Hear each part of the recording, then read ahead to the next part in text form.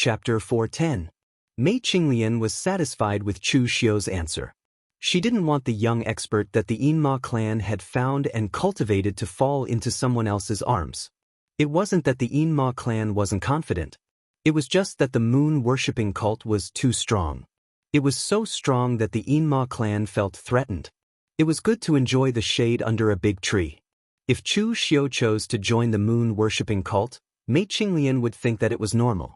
Regardless of whether Chu Xiu was the direct descendant of the Kunlun devil cult, the moon-worshipping cult would gladly accept him based on his current ranking of 6th on the Longhu list. However, since Chu Xiu had said this himself, Mei Qinglian wasn't afraid that Chu Xiu would do something treacherous. It wasn't that Mei Qinglian believed in Chu Xiu's character, but since Chu Xiu had made a promise, if he really joined the moon-worshipping cult in the future, Chu Xiu would have to face the hostility and pursuit of the entire Yinma clan. In fact, Chu Xiu didn't think so much. For Chu Xiu, his identity as the descendant of the Kunlun devil cult was fake. How was it different? Moreover, Chu Xiu had never considered joining the moon-worshipping cult. Chu Xiu had never been the kind of person who would submit to others. Even if he joined the Guanzhong torture room now, he didn't have the slightest loyalty to the Guanzhong torture room. Compared with the Guanzhong torture room, the moon-worshipping cult was powerful, but there were too many restrictions.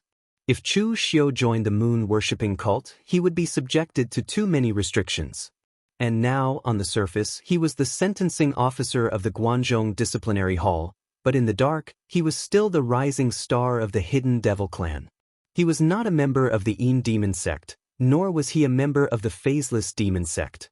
His relationship with the entire hidden devil clan could only be said to be a cooperative one, and he did not receive many restrictions. He could even use the power of the hidden devil clan to intimidate others. This was already good enough for Chu Xiu. Of course, there was also the glazed gold thread goo. This thing came from the moon-worshipping cult. If Chu Xiu joined the moon-worshipping cult, it was likely that someone would notice something. Therefore, even if Mei Qinglian didn't say this, Chu Xiu wouldn't consider the moon-worshipping cult. Chu Xiu asked at this time, "Saintess, after the battle of righteous and demonic on floating Jade Mountain, what is the Yinma clan going to do?" Mei Qinglian said lightly, "Low-key, even more low-key than before.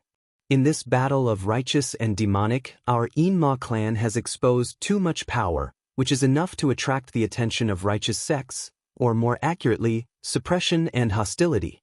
Therefore we have to be low-key. Even the phaseless demon sect is not going to make trouble in Jianghu for the time being." And this time, the moon-worshipping cult has made a name for itself and is in the limelight. At present, 99% of the righteous sects are focused on the moon-worshipping cult. Even if the sky falls, the moon-worshipping cult will hold it up. Therefore, as long as our Yinma clan remains low-key, nothing will happen. Chu Xiu raised his eyebrows and said, "In this case, isn't the moon-worshipping cult in the limelight the one who will suffer in the end?" Mei Qinglian sneered, "The moon-worshipping cult will suffer? Yi Shaonan is smarter than anyone else. There are no fools in the moon-worshipping cult. How can they be willing to be targets? Our Yinma clan needs to be low-key, while the moon-worshipping cult will be even more high-profile. The reason is very simple. The so-called #1 demonic sect in the past was just said by some busybodies. But after the battle of righteous and demonic on floating Jade Mountain, the reputation of moon-worshipping cult as the #1 demonic sect has almost been established. Although fame was something that could not be seen or touched, it was very useful for a top-notch sect. If it weren't for that, the 5 great sword sects would not have gone to such lengths to vie for the position of the strongest amongst the 5 great sword sects. The reputation of the moon-worshipping cult has been established. I'm sure that there will be countless demonic martial artists who will choose to join the moon-worshipping cult. Even if there is only 1% or 1/1000 of them, the moon-worshipping cult will still benefit. Chu Xiu couldn't help but shake his head when he heard this. Whether it was the moon-worshipping cult or the Yinma clan, this group of demonic martial artists were ruthless and cunning. No matter how they schemed against him, they would not suffer a loss. The Yinma clan was low-key and forbearing. They did not take the initiative to steal the limelight for safety, while the moon-worshipping cult was high-profile for reputation and benefits. Anyway, both sides would not suffer a loss. After chatting with Mei Qinglian about the demonic martial artists for a while, Mei Qinglian also left. She couldn't leave the Guanzhong area for too long, otherwise it would definitely arouse suspicion. After Mei Qinglian left, Chu Xiu had a leisurely time. No one came to disturb him, so Chu Xiu had been cultivating in seclusion. While cultivating his realm, he was also honing his martial arts. Especially the great demonic blood technique and the blood transformation saber, these two martial arts, Chu Xiu also used this time to familiarize himself with them. More than 20 days later, Chu Xiu was still cultivating, but in the lobby courtyard of the Guanxi branch, Tanya was leisurely basking in the sun, holding a plate of melon seeds in his hand, eating them with relish. Ghost Hand King stood beside Tanya and couldn't help but shake his head. I say, Tanya, you are the Jianghu Prefecture Inspector, why don't you go back to Jianghu Prefecture? What are you doing here in the Guanxi branch? Also, you have the time to eat melon seeds and bask in the sun here, but don't you have time to cultivate? Ghost Hand King had known Tanya for many years. Before Heavenly Sin Branch leader took over the current Heavenly Sin Branch, he had already known Tanya, but until now, Ghost Hand King still couldn't understand what Tanya was thinking. Logically speaking, now that they were following Chu Xiu, there was a lot less danger, and their status had also risen. Naturally, they should try their best to cultivate. Yen Bugui was a person who was obsessed with martial arts. In his world, there were only two things: killing people and practicing swordsmanship. Even if no one urged him, he would always be like this. As for people like Fire Slave and Wolf King, they also worked hard to do their own things, for fear that they could not catch up with official Chu's footsteps and be abandoned. Ghost Hand King knew that he was old and probably couldn't fight and kill anymore, but he still tried his best to help Chu Xiu deal with the Guanxi region, just to prove his value. Among them, only Tanya was the most special. He seemed to not care about anything, but his ability and strength were the best among them. As long as it was a task that Chu Xiu gave him, there was no task that he couldn't do. As a result, now that Chu Xiu was in seclusion, he didn't give him any task.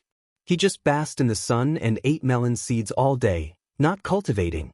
Of course, Tanya was not really a salted fish and didn't want to improve at all. It was just that compared to the time he spent cultivating, the time he spent enjoying life was a little too long. Upon hearing that, Tanya just said lazily, "What can happen in the Jianghu Prefecture? It's fine as long as my subordinates manage it. There are few people there. How can it be compared to the branch with so many people and so many fun places? Moreover, Sir is in seclusion during this period. It's equivalent to me guarding the door for Sir. Moreover, life is only a few hundred years. Even if you cultivate to the Martial Dao Grandmaster realm and have a lifespan of 300 years, so what? Wouldn't it be a pity to waste most of your time on boring cultivation?" Ghost Hand King shook his head and said, "If all the martial artists in the world had the same mentality as you, then the underworld would be peaceful." After reprimanding Tanya for a while, the Ghost Hand King didn't bother with him anymore because he knew that even with Tanya's attitude of slacking off in his cultivation, he was still stronger than Fire Slave and Wolf King. Even his realm was higher than them. It couldn't be helped. Talent and comprehension were just that capricious. At this moment, there was a sudden commotion outside the Punishment Hall branch. Tanya and Ghost Hand King got up and looked. It turned out to be a young martial artist with inborn realm strength who wanted to barge in. He shouted, "I want to see Official Chu. Let me see Official Chu." The young man had a Northern Yen accent, which made Tanya and Ghost Hand King feel a sense of familiarity. In fact, neither of them were Northern Yen people. It was just that after staying in Northern Yen for so long, the two of them coincidentally picked up the Northern Yen accent. The martial artists in charge of guarding the Guanxi branch were also inborn realm strength. One of them frowned and said, "This is the Guanxi Punishment Hall branch. Why do you want to see Official Chu? Tell me, I'll go report it." But the young man seemed to be in a hurry. He was sweating profusely and said excitedly, "It's too late. I'm going to see Official Chu now." The martial artist guarding the door sneered, "What a joke! If I have to disturb Sir just because a cat or dog wants to see him, Then what's the point of Sir keeping us? You better behave yourself. How dare you cause trouble in the Guanxi branch? Are you tired of living? Nowadays, the Jianghu arresters from the Guanxi branch were very unyielding. They were almost the only ones in Guanxi, other than the people from the main hall, who dared to not give them face. Those sects and aristocratic families who were more arrogant in the past had to be polite when they saw them. When the young martial artist saw that these people were not letting him pass, he couldn't help but shout angrily and directly attacked the 4 guards. The 4 people in charge of guarding the door were all veterans of the Guanzhong Disciplinary Hall. Although they were not too strong, they were not too weak either. However, they were still easily defeated by the young man despite fighting 1 against 4.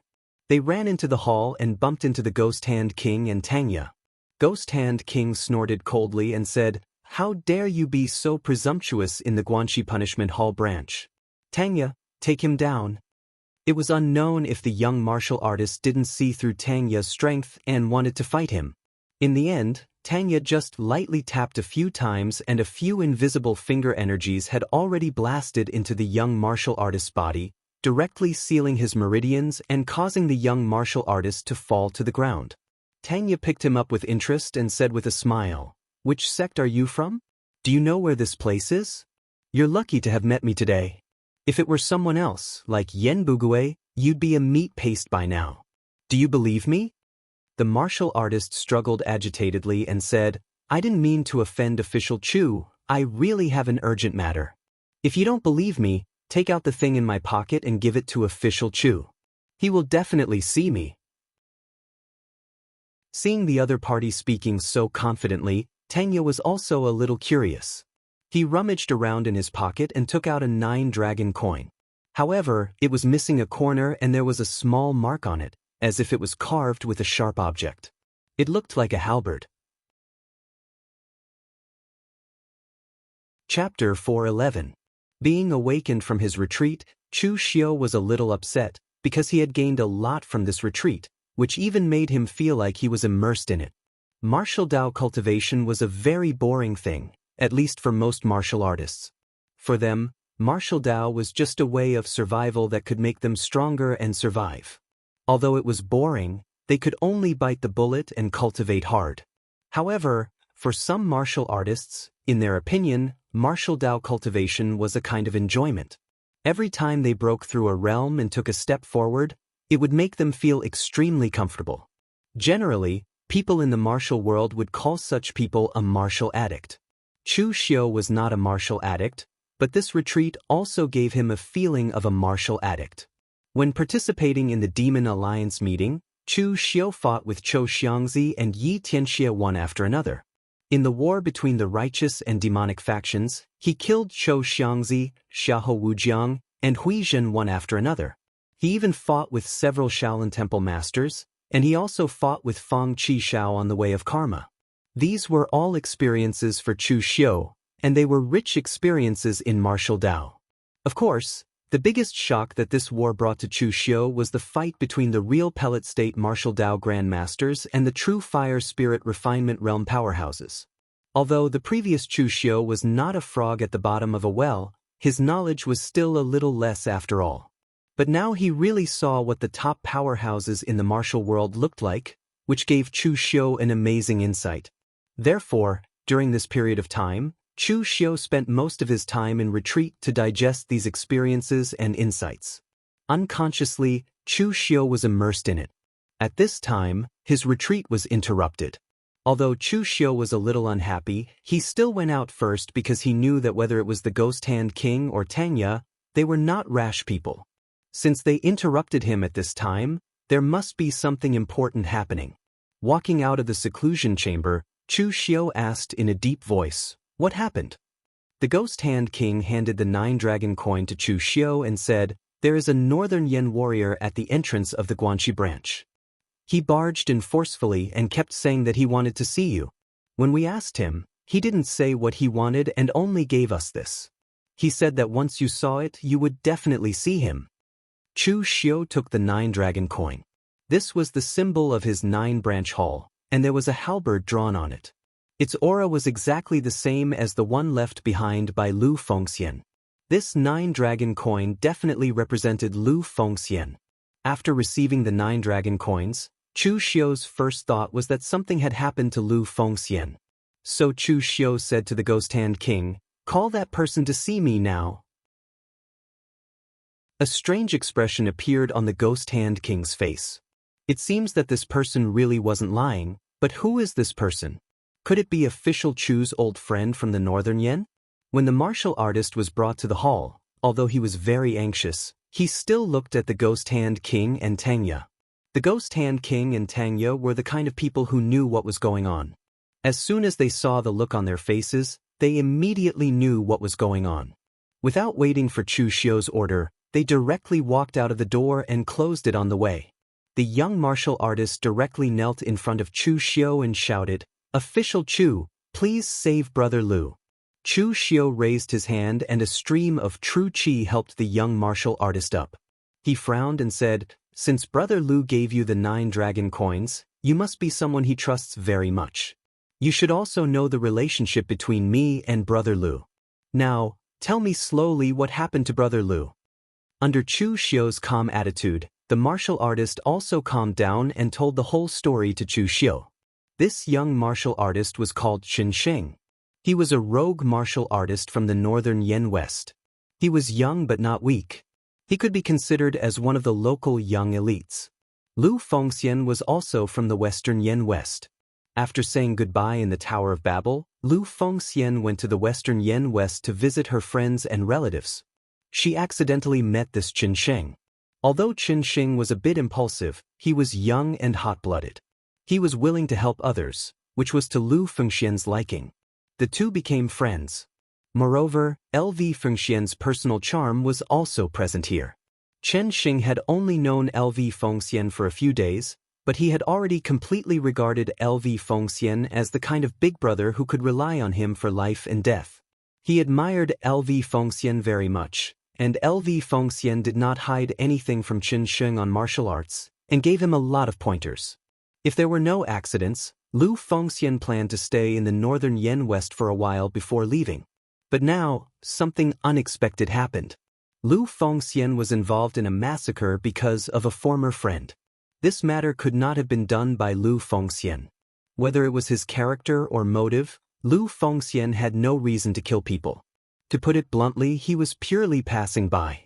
In the end, LV Fengxian became the murderer and was even blamed by Nie Donglu of the Morgue village. He called on the martial arts world of Northern Yen to hunt down and kill LV Fengxian. The Morgue village even sent out a large part of their forces, including many warriors of the oneness of heaven and men realm. It seemed that they had completely regarded LV Fengxian as the murderer of the family and wanted to kill her to vent their anger. Chen Sheng's eyes were red as he said, "Brother Lu's kung fu is very strong." Even if there were countless people chasing after him, they still couldn't catch him. However, there were too many of them. When I left, Brother Lu couldn't hold on any longer and was injured. That's why he asked me to find you. He said that as long as I brought this thing, Official Chu, you would not ignore it. Chu Xiu nodded, but there was a strong killing intent in his eyes. Nie Donglu. Chu Xiu didn't believe that LV Fengxian had exterminated and killed people. With LV Fengxian's character, even if someone offended him, he would at most kill the culprit. He wouldn't implicate his family. Chu Xiu was the one who liked to kill people, not Lu Fengxian. When he heard that the Morgue and Nie Donglu were involved, Chu Xiu immediately guessed that Nie Donglu was purposely trying to harm Lu Fengxian. The Morgue was not the Guanzhong torture room of the Northern Yen, where they would interfere if someone died. There had been countless incidents of families being destroyed in the pugilistic world. Why would the Morgue care? Now that the Morgue village had interfered in this matter, it was obvious that they were here for LV Fengxian. Nie Donglu had never been a generous person. In Chu Xiu's opinion, Lu Fengxian was implicated because of him. Not long ago in the arena, Chu Xiu had crushed Nie Donglu, making him suffer a complete defeat. After that, the World Sword Sect Conference became a war between the righteous and demonic sects on floating Jade Mountain. It was a mess everywhere. Nie Donglu could only swallow his anger for the time being. However, when he returned to the Northern Yen, he met Lu Fengxian. He naturally knew the relationship between Lu Fengxian and Chu Xiu, so he took the opportunity to harm Lu Fengxian. Chu Xiu's eyes revealed a trace of darkness. He did not take the initiative to find trouble with Nie Donglu, but now he dared to provoke him. Did he really think that he could not do anything because the northern Yen was the morgue's home ground? Seeing that Chu Xiu was silent, Chen Sheng could not help but say anxiously, "Official Chu, Brother Lu is still being chased by the morgue and the warriors recruited by the morgue. If you do not act, Brother Lu will be in danger." Chu Xiu waved his hand and said, "Lu Fengxian is my friend. Now that he is in trouble, I naturally will not ignore it. However, at my level, a slight move in one part will affect the whole situation. Some things still need to be arranged. Moreover, the other party is backed by Niarenlong.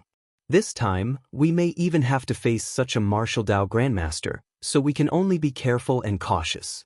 I have to find a way to restrain the morgue first before I can act." Perhaps Chu Xiu's calmness infected Chen Sheng. Chen Sheng, who had been anxious, finally calmed down. After making some arrangements in the Guanxi area, Chu Xiu also took some people with him. This time, when going to the northern Yen to rescue people, Chu Xiu was likely to face the morgue, so he took the elites from the Blue Dragon Society with him, leaving Du Guangzhong and the others to guard the Guanxi area. Moreover, before going to the northern Yen, Chu Xiu had to report to Guanxiu. Although the entire Guangzhong torture room had tacitly agreed that Chu Xiu was the face of the Guangzhong torture room, he could walk around freely, but he still had to go through the necessary procedures. Of course, the most important thing was that Chu Xiu was going to borrow something from Mei Qinglian, something that could suppress the morgue. After bringing people to the headquarters of the torture chamber, Chu Xiu reported to Guanxiu and went to find Mei Qinglian. At this time, Mei Qinglian was even more relaxed. She was playing with a bird in the garden. It was a cute little bird that was sky blue with a touch of green on its head. It was only the size of a palm and did not have a cage, but it was chirping around Mei Qinglian, looking very cute. Seeing that Chu Xiu had arrived, Mei Qinglian said in a lazy tone, "Why are you here? What's the matter?" Chu Xiu said in a low voice, "I have some trouble here, so I need to borrow something from you, Saintess." "What trouble?" After Chu Xiu told Mei Qinglian about Lu Fengxian, Mei Qinglian said with a strange expression, "You, Chu Xiu, actually took the initiative to save someone? And to save a man? This is not your style. People say that anger is for a woman, but now you, Chu Xiu, are going to go to the morgue for a man?" Chu Xiu shook his head and said, "I am not alone, of course I have friends. Moreover, I will not lose out by making friends with Lu Fengxian. I saved him once today, and he will return the favor 10 times or 100 times in the future. He is not a person who will disappoint his friends." Mei Qinglian didn't understand at the moment, but she would understand in the future. Making friends with LV Fengxian was definitely the best deal in the world of martial arts. Chapter 412. Mei Qinglian didn't know Lu Fengxian, but she knew that Chu Xiu was a man who would never suffer a loss. He was a good judge of character. Since Chu Xiu said that he wouldn't suffer a loss to save Lu Fengxian, then he wouldn't. Moreover, Mei Qinglian was also very curious about what kind of person Chu Xiu would hold in such high esteem. After all, Chu Xiu didn't look so arrogant, but Mei Qinglian knew that he didn't care about young experts like Zhang Qingjin or Zhong Xian. Mei Qinglian thought for a while and said, "You have to think carefully before you act. Loyalty Village is not easy to deal with." Although Niarenlong was the only martial Dao grandmaster in the morgue, what made people afraid of the morgue was not Niarenlong's strength, but the morgue's connections and reputation. In other places, these connections and reputation may not be useful. But in northern Yen, that is the territory of the morgue village. Although the morgue village may not have 100 followers with a single call, it can at least create a considerable reputation in the local area. Chu Xiu nodded and said, "I know. That's why I want to borrow something from you." Mei Qinglian raised her eyebrows and said, "What do you want to borrow?" Chu Xiu said in a deep voice, "People." "People?" Chu Xiu nodded and said, "It's people. Among the Yinma clan, there must be quite a few grandmaster-level experts hiding on the surface. Just like you and me, We need to borrow people like this. I won't let these people help me deal with the people from the morgue village. I'll deal with the other people from the morgue village. I just hope that if Nie Renlong really doesn't care about his reputation and wants to bully me, this person will stand up for me, Nie Renlong. Mei Qinglian nodded and said, I see. In that case, there are a lot of people like this. Leave it to me. Last time at the Demon Dao Alliance, Chu Xiu had already seen the power of the Yinma lineage and Mei Qinglian's face. This saintess position in Yinma clan was not low. Mr. Liu and other people from Phaseless Demon sect had to give her face. Even Wei Shuya, an old monster of Yinma clan, knew her. So this time, Chu Xiu believed that Mei Qinglian's connections were far more than that. The martial arts grand masters of Yinma clan in northern Yen should also give her face. It seemed that it was true. Mei Qinglian agreed lightly and didn't ask Chu Xiu to take out anything in exchange, as if she just said it casually. Thank you, Saintess. Chu Xiu cupped his hands at Mei Qinglian. It was not appropriate for him to stay at Mei Qinglian's place any longer. After a few polite words, he turned around and left. Northern Yen Lepian County, in Loyalty Village. Nie Donglu was called to the study by Nie Renlong, but Nie Renlong was only dealing with some official documents in the study. He didn't care about Nie Donglu, who was called to the study. The atmosphere was extremely depressing. Nie Donglu knew that he must have done something wrong to make Nie Renlong angry. However, Nie Donglu had always lived up to his expectations. In some aspects, he even exceeded Nie Renlong's expectations. So Nie Renlong rarely blamed Nie Donglu, and this kind of thing rarely happened. Nie Donglu could more or less guess why Nie Renlong was angry. He had even thought of an excuse, so even though the atmosphere was depressing, he was still calm and collected. After an hour, Nie Renlong finished dealing with the matters in front of him. He looked at Nie Donglu and said expressionlessly, looking at your calm appearance, you should know why I called you here, right? Nie Donglu nodded and said, I know. It must be because I mobilized the experts in Loyalty Village and instigated the Northern Yen pugilistic world to hunt down Lu Fengxian. Nie Renlong snorted coldly and said, since you know, why did you do it? I know you're angry about losing to Chu Xiu in the World Sword Sect conference, but you shouldn't vent your anger like this. It's not a big deal that you lost to Chu Xiu now. There's still a long way to go. I've taught you countless times that you have to look far ahead. Don't care about temporary gains and losses. The one who can walk to the end is the winner. But what about you? Just because Lu Fengxian is a good friend of Chu Xiu, you framed him for participating in the massacre. You even mobilized the strength of Loyalty Village to kill Lu Fengxian. Does this kind of thing benefit our Loyalty Village? Using such a childish method to take revenge will only lower your own realm and waste the strength of Loyalty Village. There's no benefit at all. Nie Renlong didn't oppose Nie Donglio's revenge, but even if he wanted to take revenge, it was best to use a more effective method. He shouldn't be like this, making a small fuss to discuss Chu Xiu and only daring to attack the people around Chu Xiu. Nie Donglu had a serious expression as he said in a deep voice, Father, do you still not believe me? I won't do this kind of thing that harms others without any benefits. The reason I recklessly chased after Lu Fengxian was not to discuss Chu Xiu, but to eliminate a threat, a large threat. Compared to Chu Xiu, although Lu Fengxian didn't have a good reputation in the Jianghu, he was still a hidden dragon. As long as he had a chance, he would soar into the sky. His strength and potential were not inferior to Chu Xiu's. When he and Chu Xiu were chased out of northern Yen, one went to the Guanzhong torture room and the other went to West Chu. Although Lu Fengxian didn't do as much as Chu Xiu in West Chu, he was appreciated by the World Alliance's Qin Di. Qin Di even personally asked him to join the World Alliance, but Lu Fengxian rejected him. Father, how could a person that the World Alliance's Alliance Master Qin Di value so much be someone easy to deal with? That Lu Fengxian and Chu Xiu are close friends. If I want to deal with Chu Xiu in the future, Lu Fengxian will definitely be a great enemy. Me making a move against him now is to eliminate a large threat in the future. Hearing Nie Donglio's words, Nie Renlong's expression slightly changed.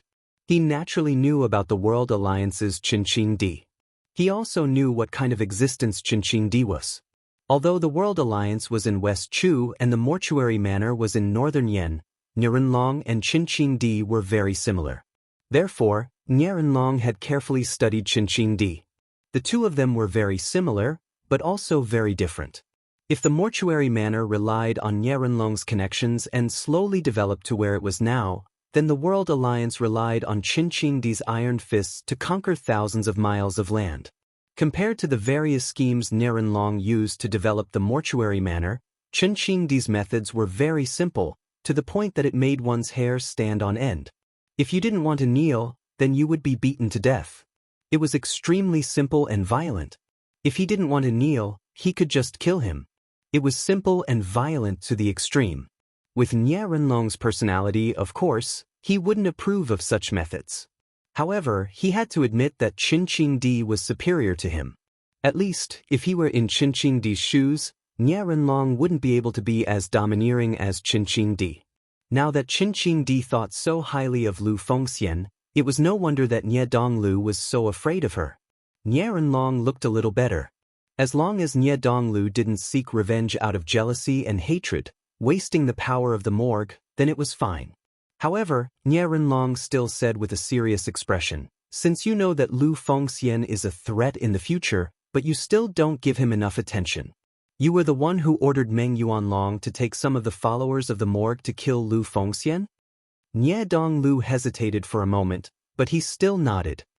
Jihua Green Peak, Meng Yuanlong was the head guest of the morgue, and also Nianlong's sworn brother. Therefore, when Nie Donglu asked Meng Yuanlong to help, Meng Yuanlong didn't refuse and led his men to kill Lu Fengxian. Nianlong said expressionlessly, "Just now, there was news from Yanxi that Meng Yuanlong is dead. He was killed by Lu Fengxian with his halberd." What? Nie Donglio's pupils constricted, and a look of disbelief appeared in his eyes. He knew how strong Meng Yuanlong was. Even among the many Unity of Heaven experts in the morgue, Meng Yuanlong was definitely considered an expert. But now, Nianlong said that Lu Fengxian killed Meng Yuanlong despite being a realm higher. He thought that he had overestimated Lu Fengxian, but it turned out that he had underestimated her. Meng Yuanlong was Nianlong's sworn brother. In the past, Nianlong had spent a great deal of effort to recruit Meng Yuanlong into the righteous manner. But now, when Nianlong talked about Meng Yuanlong's death, there was not the slightest sadness or anger in his expression and tone. It was obvious what kind of person Nianlong was. Nie Donglu was the same. Obviously, he knew what kind of person his father was. Nie Donglu was only shocked about this, and similarly didn't feel any sadness or anger. After a moment of silence, Nie Donglu said hesitantly, "Then what should we do now?" Nianlong snorted coldly. "What should we do? If Meng Yuanlong wasn't killed, this would just be a matter between you juniors. When the time comes, there will naturally be many ways to get rid of Lu Fengxian. But now that Meng Yuanlong has been killed, if I still don't do anything, how will the Northern Yen pugilistic world view our morgue as weak and incompetent?" Nie Donglu frowned. "But I'm afraid that the pugilistic world will say that, Father, you attacked a junior in the pugilistic world and violated the rules. Some people relied on their strength to conquer the world, such as Qinqing Di. Others relied on their reputation to keep up appearances, such as Nianlong. In the Northern Yen land, Nianlong had a good reputation. He had a wide circle of friends, hated evil, and was kind and generous. All these commendations could be applied to him. Half of the morgue was supported by Nianlong's reputation. Therefore, Nianlong's reputation couldn't be tarnished. As a martial Dao master, attacking a junior was not a good thing. Nianlong narrowed his eyes and said, "There's one thing you did right, and that was to pin the Lu family's massacre on Lu Fengxian. I didn't attack to bully the weak, but to hunt down the villain who destroyed the Lu family, to eliminate evil for the entire pugilistic world. Dong, remember, in this pugilistic world, some things don't matter the process, only the result matters. Sometimes all you need to do is do things with a name. It's that simple. As for whether the name is real or fake, who cares?" Chapter 413. In a ruined temple on a barren mountain in the west of Yen, Lu Fengxian's white clothes were stained with blood, and her face was pale. She was sitting to one side, recovering from her injuries. A few young martial artists surrounded Lv Fengxian, looking vigilant as they guarded her. After a long while, Lu Fengxian opened her eyes, and those people hurriedly asked, "Brother Lu, how are you?" Lu Fengxian smiled and waved her hand. "I'm a little better, but some internal injuries are not so easy to heal." After all, the opponent was the guest chief of the morgue, Jihua Qingfeng Meng Yuanlong. Although I killed him, I didn't come out unscathed. The surrounding warriors looked at Lu Fengxian with eyes full of respect. They were all Lu Fengxian's friends, or warriors who admired Lu Fengxian. They were willing to stand by Lu Fengxian's side when he was being hunted by the morgue. This was also the difference between Chu Xiu and Lu Fengxian. If Chu Xiu was being hunted by the people of the morgue, Chu Xiu would most likely be a lone ranger, fighting against the enemy by himself. But Lu Fengxian's relationship with others was not ordinary. Even knowing that the opponent was the morgue, there were still so many people willing to help him.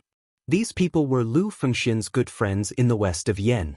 Even though Lu Fengxian had left the northern Yen for several years, as soon as Lu Fengxian returned, these people were still willing to help him at this critical moment. It could be imagined how strong Lu Fengxian's personal charm was. Moreover, these people really admired Lu Fengxian, not only Lu Fengxian's character, but also Lu Fengxian's strength.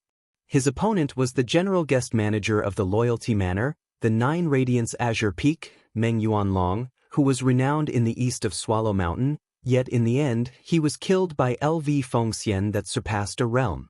Such strength was already unimaginable to them.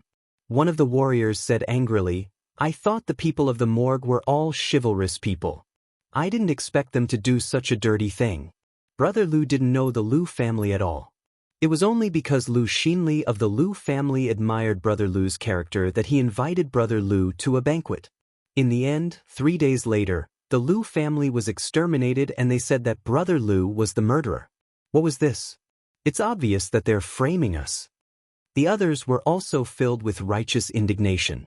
As Lu Fengxian's friends, they really felt injustice for Lu Fengxian, and at the same time, they were full of disgust for the morgue.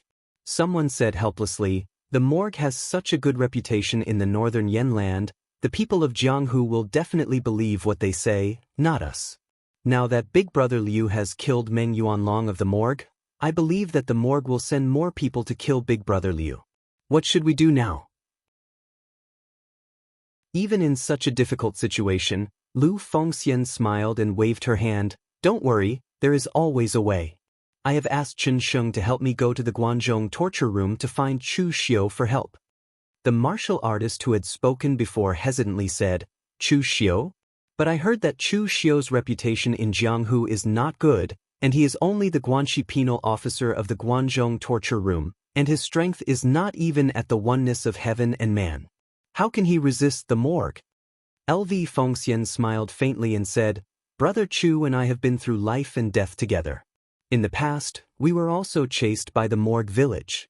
At that time, we were just small characters with no reputation. Even then we survived, not to mention now. Brother Chu once said that I have always been wrong in judging people, but I believe that I have not misjudged Brother Chu's character. He will come." Hearing Lv Fengxian's words, the surrounding cultivators could only nod their heads. However, their crisis had yet to be resolved. The morgue village was one of the 6 gangs of the human kingdom. Not only did they have a large number of members, they also had countless connections in the land of northern Yen. It could be said that other than the morgue village, there were also countless martial arts sects that depended on or were bewitched by the morgue village. At this moment, one of the warriors suddenly said, "Brother Lu, why don't we go to the Green Peak Villa for the time being? According to seniority, the master of the Green Peak Villa, Lu Qingfeng, is my martial uncle. We can hide there and wait for Brother Lu to recover before leaving." Someone hesitated. "Sun Zhangchao, it is not that we doubt you, but the morgue has too many connections in the northern Yen. Is your martial uncle reliable? What if he is also related to the morgue?" The warrior called Sun Zhangchao heard this and said coldly, "What are you talking about? Could his morgue manner cover the sky with one hand in northern Yen? My master and my martial uncle Lu Qingfeng used to study martial arts under the Qishan 7 masters Feng Yuan. But my master preferred a peaceful life and didn't go to the Jianghu. He only opened a martial arts school in the state capital to make a living. My martial uncle is ambitious and went to the Jianghu after he finished his martial arts. Later, he became the disciple of several masters, but he didn't forget Grandmaster's teachings. Every year, he would come to Grandmaster's birthday. My master's strength is far inferior to my martial uncle's, but my martial uncle is still very polite to my master.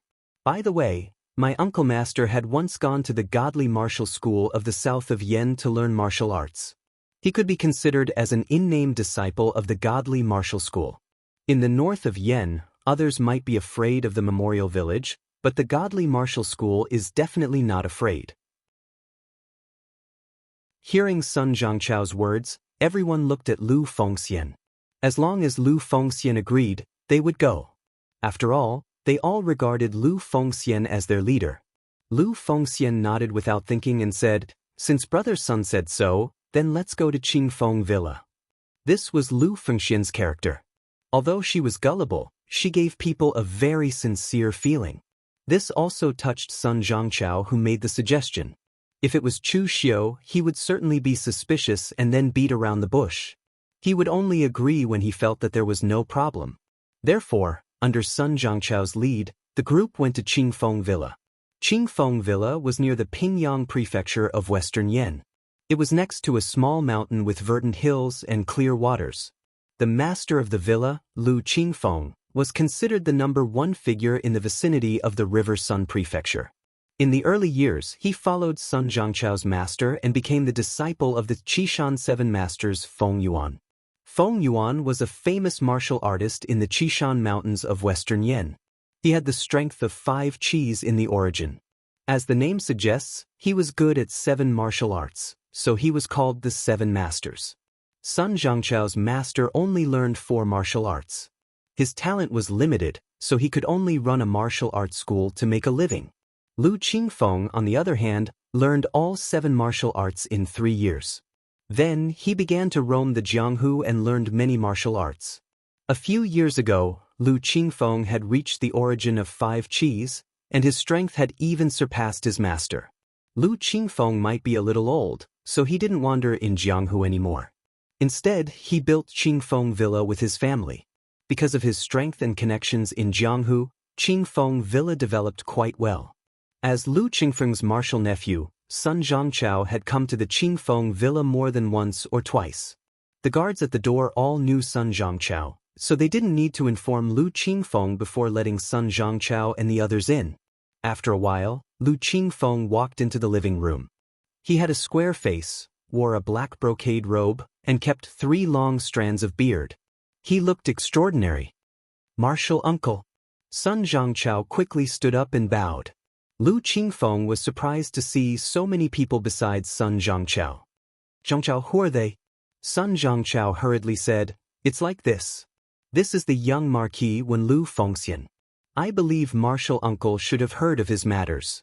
However, it was the mortuary manner that purposely framed him. Right now, we are being hunted down and have no choice but to bring people to trouble martial uncle. Once Brother Lu's injuries are healed, we will leave." Lu Qingfeng's eyes flickered when he heard that it was L.V. Fengxian. He naturally knew about the death of Meng Yuanlong, the guest elder of the memorial manor. However, he never expected that the murderer would be such a handsome but seemingly frail young man. Lu Fengxian's face was pale, but he still stood up and cupped his hands. "Master Lu, if it's not convenient for you, we will leave immediately. We won't cause you any trouble."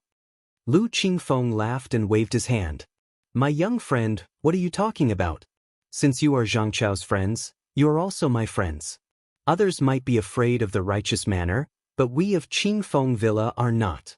This is the west of Yen Kingdom, not the east of Yen Kingdom. Don't worry. Just stay here and the righteous manner won't be able to find you." Hearing Lu Qingfeng's words, the crowd nodded their heads in agreement. It seemed that Sun Zhangchao's uncle master was indeed a good friend.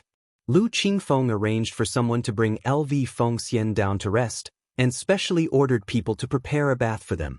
It could be said that Lu Qingfeng had taken care of them meticulously. LV Fengxian and the others were impressed by Lu Qingfeng's generosity. Sun Zhangchao's uncle master was indeed reliable. In the evening, Lu Qingfeng invited everyone to dinner.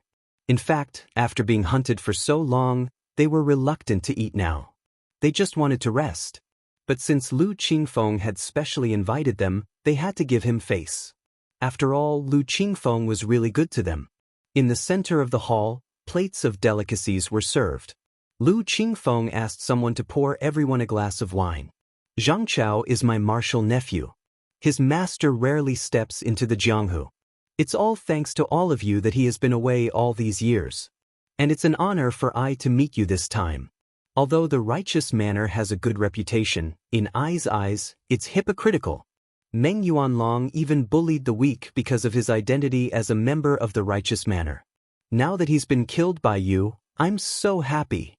Come, let this old man toast everyone here. I hope that little friend Lu and everyone here will give this old man face. Lu Qingfeng took the initiative to raise his wine glass. LV Fengxian and the others also raised their glasses subconsciously. However, at this moment, someone suddenly stood up and shouted, "Wait! There's poison in the wine."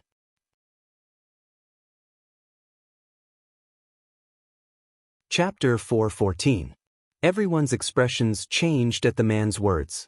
They put down the wine that was about to enter their mouths. Lu Qingfeng's face darkened. You came to me for protection, and I didn't turn you down for Zhang Chao's sake. It's fine if you don't accept my good intentions, but now you're even saying that I poisoned the wine. It's so disappointing.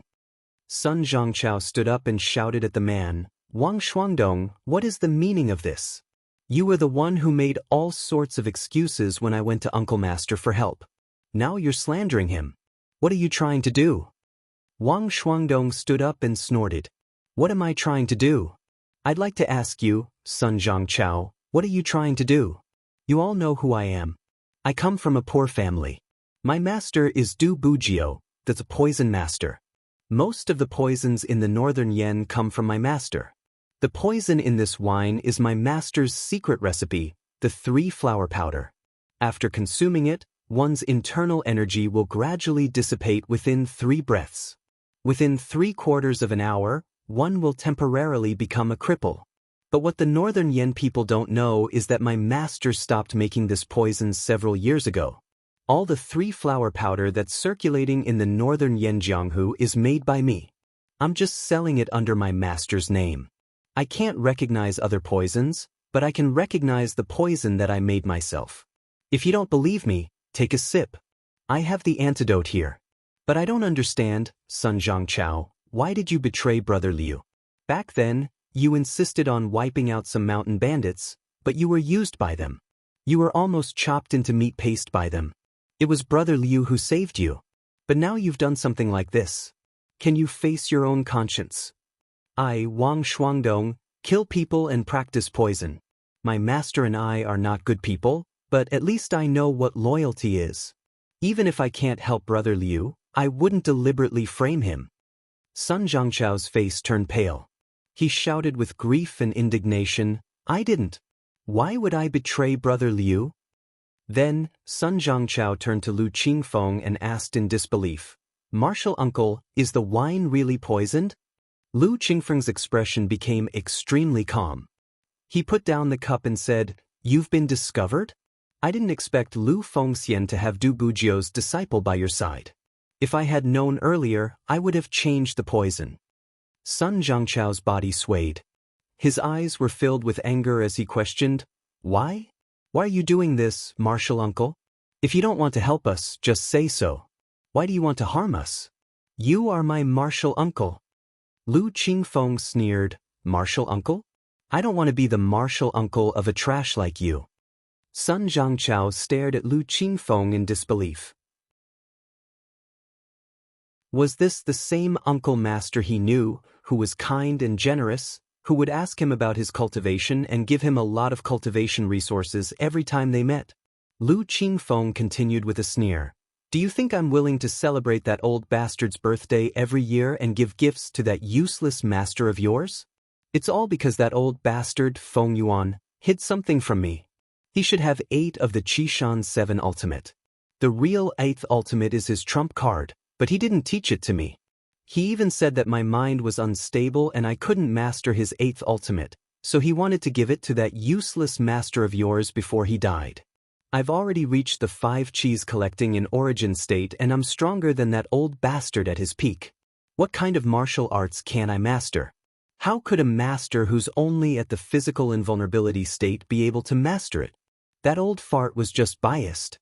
I was planning to pretend to be courteous and wait for that old bastard to die before I get the martial arts from your useless master. I didn't expect you to give me such a big gift so soon. You probably don't know that after you dared to kill Meng Yuanlong, the Morgue village has issued a warrant for your arrest. Even the entire Morgue village has been mobilized to hunt you down. Even Yuanlong has left the Morgue village. The Morgue village is very generous and the reward on the warrant is not small. I won't be thinking about that old bastard's martial arts anymore after I send you all to the Morgue village. In the end, Lu Qingfeng said leisurely, I advise you to surrender. I've already informed the people from the righteous manor. If you surrender now, you'll suffer less. What's wrong with that? Now everyone understood that it wasn't that Sun Zhangchao had betrayed them, but that Lu Qingfeng was too vicious. He had pretended to be a filial son for so many years just for a martial arts manual. His acting skills were good enough. At least no one could tell that something was wrong. Of course, this was also because among the people present, Lu Fengxian was too gullible and the others were also young martial artists with little experience. If it were Chu Xiu, if Lu Qingfeng dared to show off his acting skills in front of him, Chu Xiu would let Lu Qingfeng know what a best actor was. Lu Fengxian raised the long halberd in her hand. The people who followed Lu Fengxian were also ready to fight. Lu Qingfeng shook his head. Stubborn. As soon as he finished speaking, he waved his hand and a large group of martial artists from Green Peak Villa rushed into the hall. They were armed with weapons and were full of killing intent. Obviously, they were ready. With halberd in her hand, Lu Fengxian shouted, Follow me. As soon as she finished speaking, Lu Fengxian charged at Lu Qingfeng with the long halberd in her hand. Seeing Lu Fengxian's action, Lu Qingfeng couldn't help but sneer. Lu Fengxian was indeed terrifying to be able to kill a martial artist at the Unity of Heaven and Man stage at the 5 Cheese origin stage. At least, Lu Qingfeng had never seen such a powerful young man.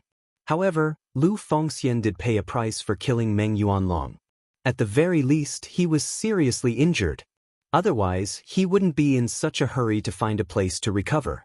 Lu Qingfeng wasn't confident that he could defeat LV Fengxian when she was at her peak, but he was confident that he could defeat her now that she was seriously injured. Therefore, when he saw Lu Fengxian slashing with the long halberd, Lu Qingfeng didn't have the slightest vigilance and was ready to draw his sword casually.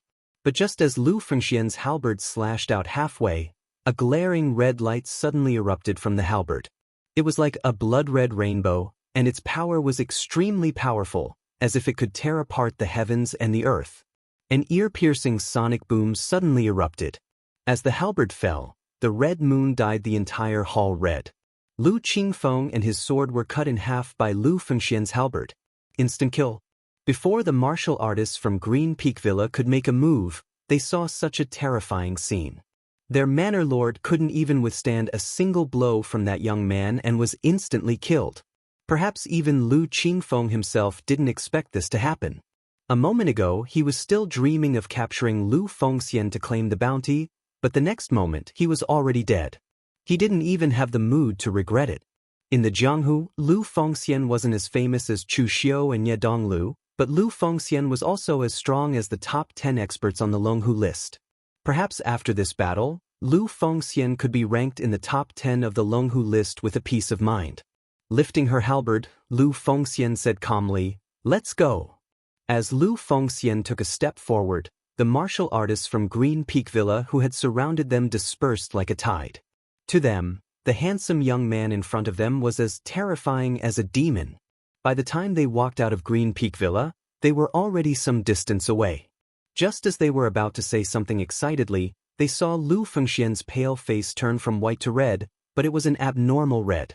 The next moment, Lu Fengxian spat out a mouthful of blood. Her face turned even paler. "Brother Lu! Brother Lu!" Lu Fengxian waved her hand and said weakly, "I'm fine. The people from the righteous manor are on their way. Let's go, or it'll be too late." Sun Zhangchao's face darkened. He said with shame, "Brother Lu, it's all my fault. If it weren't for me, you wouldn't have been injured." Lu Fengxian shook her head. "You don't have to be like this. I know you're doing this for my own good." On the side, Wang Shuangdong pushed Sun Zhangchao away and said in a bad mood, "Get out of the way. I know you're innocent. No one is blaming you. Don't be a hindrance here." Taking out a few dawn, Wang Shuangdong gave them to Lu Fengxian and said, "Brother Lu, this is my master's secret dawn. Quickly take it. It can temporarily suppress your injuries." Someone on the side teased, "Wang Shuangdong, this is your master's dawn. Can you eat it?" Wang Shuangdong said in a bad mood, "Although my master is a poison master, he is only good at concocting poisons. He is also a pharmacist. Of course, he can also refine healing medicines. If you talk nonsense again, I will put aphrodisiac in your food." Everyone present laughed out loud. They knew that Wang Shuangdong would never betray them, because if Wang Shuangdong was disloyal, he wouldn't have warned them just now. Under the poison of the wine, they would all lose their lives. Tears welled up in Sun Zhangchao's eyes. Although he had been betrayed by his uncle master, he still had so many brothers.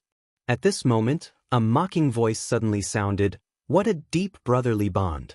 LV Fengxian, I really didn't expect you to be able to kill Lu Qingfeng after killing Supervisor Meng. With such strength, you can be ranked in the top 10 of the Longhu leaderboard. But it's a pity that you've killed my people. If I let you escape from Northern Yen, where would I put my face?" As the voice faded, dozens of martial artists quickly surrounded Lu Fengxian and the others from the Dark Knight. In the middle of the group was a tall, bearded middle-aged man, holding a ferocious-looking blood-red beheading knife. An expert from the Morgue village, Blood Ghost Blade, Han Fong. An expert at the unity of heaven and human stage. Chapter 415. Blood Ghost Blade, Han Fong wasn't as strong as Meng Yuanlong. Meng Yuanlong was the guest chamberlain and Nianlong's sworn brother. Whether it was power or strength, he was stronger than Han Fong. If Lu Fengxian could kill Meng Yuanlong, she could also kill Han Fong. Unfortunately, Lu Fengxian was already seriously injured. Han Fong, who was at the unity of heaven and man realm, was a more terrifying threat to Lu Fengxian than Meng Yuanlong at his peak. In the night, the blood-colored beheading blade in Han Fong's hand shone with a demonic red light. The corners of his mouth also revealed a hint of a sinister smile. In fact, Han Fong should be thanking LV Fengxian. Meng Yuanlong had always suppressed him in the guest chamberlain, so he never had the chance to stand out. In terms of relationship, Meng Yuanlong was the Villa Master's sworn brother. In terms of strength, he had sparred with Meng Yuanlong countless times, but he had never won even once. Therefore, as long as Meng Yuanlong was alive, it would never be his turn to be the guest chamberlain. But now that Meng Yuanlong was dead, it was his turn to take the position. Therefore, in a way, he had to thank Lu Fengxian. But gratitude was just gratitude. He still had to kill Lu Fengxian. After killing Lu Fengxian, he would bring the credit back to the guest chamberlain to receive the reward. Only then would his position as the new guest chamberlain be justified. Therefore, Han Fong didn't say anything and immediately led his men to attack. He was also afraid that things would change if he delayed. The sinister beheading blade brought with it a murderous red light and exploded with a powerful aura. "They're coming for me. I'll bring up the rear. You guys go first." With a loud shout, Lu Fengxian's halberd slashed down. The red energy was as resplendent as a blood moon. Although Lu Fengxian didn't know why Nie Donglu wanted to attack him, Lu Fengxian knew that Nie Donglu was targeting him. These people were all targeting him, and it had nothing to do with anyone else. These people were his best friends. Lu Fengxian already felt very guilty for getting involved in this matter because of him. Now that it was a critical moment, Lu Fengxian couldn't bear to see them die with him. Han Feng sneered and said, "Leave? None of you will be able to leave today." As soon as he finished speaking, Han Feng's beheading knife collided with Lu Fengxian's halberd. As the Gang Qi exploded, Han Feng immediately felt a huge force attack him. This caused him to uncontrollably take a few steps back, his eyes filled with shock. No wonder Lu Fengxian was able to kill Meng Yuanlong. Her strength was so great that it could be said to be terrifying. Even he felt that he wasn't a match for her when she was an entire realm higher. However, at this moment, Lu Fengxian suddenly spat out a mouthful of blood. His face was frighteningly pale. At this time, he was already an arrow at the end of its flight. Not to mention a great expert at the unity of heaven and man realm like Han Feng, even a weak 5 Chi's origin realm martial artist would probably be able to exhaust him to death. Han Feng couldn't help but laugh when he saw this. This credit was definitely going to be his. Wang Shuangdong and the others hurriedly gathered around and shouted anxiously, "Big Brother Lu." Although Lu Fengxian had asked them to leave, none of them left. With Lu Fengxian's personality in the past, he had made many friends in the West Yan region. There were people from all walks of life, righteous, evil, and itinerant martial artists. Moreover, he had also made many good friends when he returned to the northern Yan region. Now that something had happened to him, naturally, not everyone had the courage to follow Lu Fengxian and resist the pursuit of the martyr village for the sake of loyalty. So, in fact, there were many people who had left. But now, those who stayed were loyal and were willing to accompany Lu Fengxian to die. They didn't leave in the past, and now they would not leave. Looking at these people present, Han Feng couldn't help but shake his head and sneered, "You are all loyal. That's good. This time, I will kill all of you in one fell swoop. It can be considered as fulfilling your loyalty." With that, Han Feng directly waved his hand, and the martyr village martial artists immediately prepared to rush over. He also slashed his saber at Lu Fengxian again. The beheading saber on the saber extended for more than 10 feet, and the ferocious blood qi on it soared into the sky. Its power was incomparably terrifying. Just as Lu Fengxian was about to erupt the last of his strength to fight for his life, and Wang Shuangdong and the others were also ready to follow Lu Fengxian to die, an even more powerful devil qi saber light fell from the sky. The saber light's devil qi soared into the sky, and when the saber slashed out, it seemed as if there were ghosts and gods crying. The surging devil qi seemed to slash out from hell, and among the evil, there was a trace of majestic divinity. The two sabers collided, and Han Feng's blood-red saber light suddenly shattered. His whole body was directly slashed by the saber, and he could not help but spit out a mouthful of blood. Seeing this saber, Lu Fengxian's eyes suddenly lit up, and a voice came from behind him, "Sorry Brother Lu, I came a little late."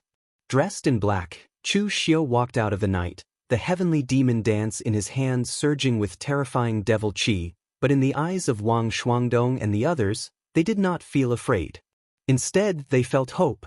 Lu Fengxian knew that Chu Xiu would definitely come to save him when he received the news, so Lu Fengxian was not surprised. He just smiled and said, "You're not too late, just in time." At this moment, Wang Shuangdong and the others also looked at Chu Xiu with a strange look in their eyes. They did not know who Chu Xiu was, but they had heard Chu Xiu's name many times from Lu Fengxian. In terms of fame, Chu Xiu was an independent cultivator from the northern Yan, and he was able to climb step by step to the 6th place on the Longhu list, and even sit in the position of the Guanxi penal officer. To most people, this was like a legend. Of course, this was only hearsay. For those who had not come into contact with Chu Xiu, they did not think much of it. However, they were aware of Lu Fengxian's strength, and these people admired Lu Fengxian's character. They could accompany Lu Fengxian until now because of their loyalty and because of Lu Fengxian's character. At the same time, they also admired Lu Fengxian's strength, which was definitely at the level of the top 10 on the Longhu list. In the end, Chu Xiu's attack had shocked them. As a 5 Chi's unification realm expert, Chu Xiu had actually seriously injured Han Feng with one slash, causing him to vomit blood. The strength of the two seemed to have been reversed. It was as if Han Feng was at the 5 Chi's unification realm, while Chu Xiu was at the unity of heaven and man. One had to know that although Lu Fengxian had killed Meng Yuanlong, they themselves had been seriously injured. They did not have it as easy as Chu Xiu. Of course, with the eyesight of these people, they could not see the direct difference between Meng Yuanlong and Han Feng. In any case, to them, whether it was Meng Yuanlong or Han Feng, they were both great experts at the unity of heaven and man realm. In any case, they were very, very strong. Looking at Han Feng, Chu Xiu's eyes revealed a touch of coldness. He waved his hand, and Tanya and the others surrounded him, their killing intent soaring. Although there were only a few dozen people, which was not as many as the people at the memorial hall, their aura and killing intent were stronger than the other parties. These people that Chu Xiu brought were all killers from the Blue Dragon Society in the past, and they were not easy to deal with. After joining Chu Xiu, these killers from the Blue Dragon Society did not have to busy themselves with missions and killing people every day. Instead, they had enough time to cultivate and improve their cultivation. Therefore, these people's strength and realm had improved a step. Among these people that Chu Xiu brought, the weakest among them had the cultivation of the inner aura realm. You people from the memorial hall are getting more and more shameless now. You can even do such a thing in broad daylight to frame others. With this kind of conduct, you have the nerve to call it a memorial hall? I have not seen true loyalty, but I have seen a lot of dirty and dishonest people. Han Feng looked at Chu Xiu and the surrounding warriors from the Guanzhong torture room. He coldly snorted and said, "The Guanzhong torture room still dares to meddle in the affairs of my memorial hall. You really think you are a piece of cake?" Although Han Feng said so, he still had no confidence in facing Chu Xiu. He was indeed at the unity of heaven and man realm, but it was precisely because of this strength that he knew how terrifying Chu Xiu, who was ranked in the top 10 of the Longhu list, was. There were more than 1 or 2 warriors at the unity of heaven and man realm who died at the hands of Chu Xiu. In the exchange of blows just now, the demonic qi entered his body and he was slightly injured. If they really fought, he did not know how many moves he could withstand from Chu Xiu. Just as Han Feng was about to think of a plan to temporarily retreat, but he could not completely let Lu Fengxian and the others go, and was preparing to delay until Nie Renlong and his men arrived, Chu Xiu was in no mood to talk nonsense with them. He directly waved his hand and said coldly, "Kill." In the past, he was chased out of the northern Yen by the people from the memorial hall. Now, the hatred between him and Nie Donglu was even more irreconcilable. Since this was the case, what was the point of talking nonsense? Just make a move and kill. As Chu Xiu's voice fell, Tanya and the others immediately rushed over with their men. Chu Xiu also slashed out with his saber, and a surging demonic qi soared into the sky. The Avicii Dao's 3 saber strikes combined into one, and the saber intent that could be said to be condensed to the extreme fell down. Chu Xiu's saber blocked with his saber. The first strike caused him to vomit blood, the second strike caused him to retreat, and by the third strike, the beheading saber in Han Feng's hand had been completely shattered by Chu Xiu's heavenly demon dance. Before, Han Feng was still thinking about how many moves he could withstand from Chu Xiu. Now, the result was clear. The answer was only 3 moves.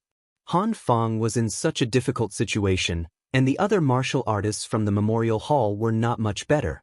The martial artists from the memorial hall were not weak. Although most of the martial artists who were accepted by the memorial hall were rogue cultivators, they were also elites among rogue cultivators. However, the assassins from the Blue Dragon Society were different. They were the true cream of the crop. They practiced killing methods, and their strength was naturally higher than that of the people from the memorial hall.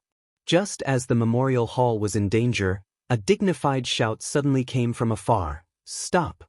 Han Feng, who had already vomited blood due to Chu Xiu's slashes, had a glimmer of light in his eyes. Chu Xiu's eyes narrowed. Not only did he not stop, but he also formed a seal with one hand, and the surging demonic qi surged towards Han Feng, stimulating his internal injuries. This caused his already injured internal organs to continuously bleed, and the demonic qi was extracted by Chu Xiu. In an instant, his eyes revealed a trace of fear, and the blood in his body seemed to be out of control, crazily rushing towards Chu Xiu. This was the secret demonic art of the Kunlun devil cult, the great demonic blood technique. Chapter 416. With the power of the Kunlun devil cult in the past, none of the secret techniques of the Kunlun devil cult's direct descendants were weak. The great demonic blood technique had even been sealed by the people of the Sword Hut, so one could imagine its true power. Using powerful demonic chi to stimulate the blood in the opponent's body was an extremely evil method. If the opponent was injured, then the great demonic blood technique's power would multiply and worsen the injury. No wonder Han Tingyi of the Sword Hut didn't want to give it to Chu Xiu. Even in the demonic path, the evil of this demonic technique was enough to rank among the top.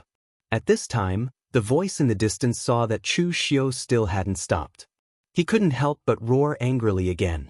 A powerful gust of stellar energy attacked, and in an instant, the wind howled and rang through the sky. But at this time, the chi that Chu Xiu had absorbed with the great demonic blood technique was not absorbed by Chu Xiu's body.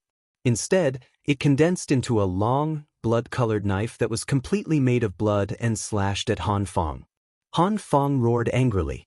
All the stellar energy in his body condensed into a point, wanting to block the knife. But the strangest thing was that the long, blood-colored knife completely ignored the defense of the stellar energy and directly pierced through Han Feng. After the long, blood-colored knife pierced through Han Feng's heart, it turned back into blood and sprinkled onto Han Feng's body, dyeing him red. This was the terror of the blood-dissipating knife. If this martial art technique was used with one's own blood, then it would be a killing move that risked one's life. The stronger one's blood was, the stronger the power of the blood-dissipating knife. But if this martial art technique was used with one's opponent's blood, then it could ignore any defense of the opponent's stellar energy. It was extremely strange.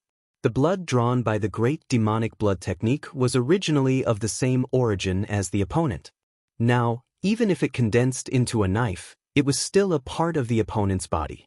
Stellar energy could defend against the opponent's attack, but could it also defend against a part of one's own body?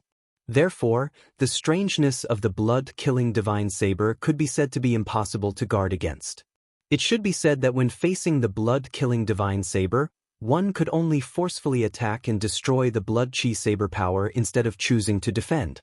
When Han Feng was killed, the person who had spoken earlier was enraged to the extreme. A powerful palm print made of astral energy fell down like a mountain. It was so powerful that even the surrounding heaven and earth Yuan Qi was torn apart. In that instant, Chu Xiu already knew who the attacker was, so he immediately began to retreat. He retreated quickly.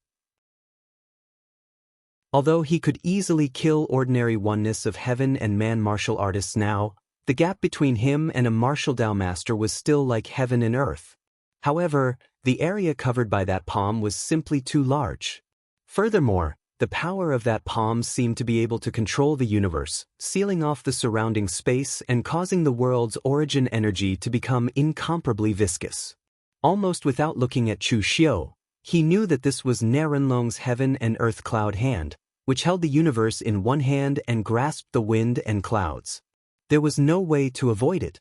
Chu Xiu's eyes were red, and he instantly stepped into the state of selflessness. Demonic Qi Gang Qi condensed around his body, and the power of blood intertwined with the demonic Qi. The Avicii Dao slashed out 3 times, and the demonic Qi soared into the sky with a trace of majestic divinity. This slash was enough to severely injure ordinary oneness of heaven and man martial artists, but in the hands of a martial Dao master like Narenlong, it was easily extinguished by his heaven and earth cloud hand. Chu Xiu did not stop. His hand formed the Wisdom Fist seal, and in an instant he released the aura domain, setting up an inescapable net to block this palm. However, the Wisdom Fist seal's aura domain that covered all directions did not even last for a breath's time before it shattered with a loud bang. Chu Xiu's expression did not change. Dugein was used, and in an instant, Chu Xiu's aura was as still as a mountain. Moreover, the characteristics of the inner force of the great Vajra divine powers were also displayed to the extreme, causing a layer of golden light to flicker around Chu Xiu. With a loud bang, the heaven and earth cloud hand fell, and the aura defense that Chu Xiu had set up by Duguin was directly shattered. His entire body was pressed into the ground, and he was blasted more than 10 feet away. Jumping out of the big pit underground, Chu Xiu's face was slightly pale, but he was not injured. Of course, this was not something to be proud of. This was Chu Xiu's first time facing a martial Dao master head-on. In the end, after one move, he had to use all his skills to block the other party's palm. One could imagine how powerful a martial Dao master, or rather Xu Rinlong himself, was. Over at the morgue, Nie Rinlong walked over with a gloomy face. Behind him were Nie Donglu and a few experts from the morgue. Looking at Han Feng's corpse on the ground, Nie Rinlong's face was so black that it could drip water.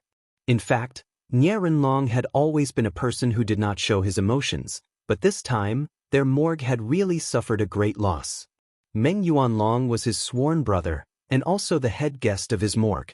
In fact, Nie Rinlong really didn't care about the so-called sworn brothers. He had many brothers, both alive and dead. Nie Rinlong only cared about the brothers that could bring him benefits, not the brothers that blocked his path. Meng Yuanlong was undoubtedly the latter. Meng Yuanlong was not weak in the first place, and more importantly, Meng Yuanlong was the head guest of the morgue. He had managed all the followers and guests of the morgue well for so many years. Now that Meng Yuanlong was dead, who could replace him in a short time? Moreover, Han Feng was also a well-known expert in their morgue, but this time, he died here. Losing two great experts at the unity of heaven and man realm in a row was already a serious blow to the morgue. Nie Rinlong looked at Chu Xiu and looked him up and down.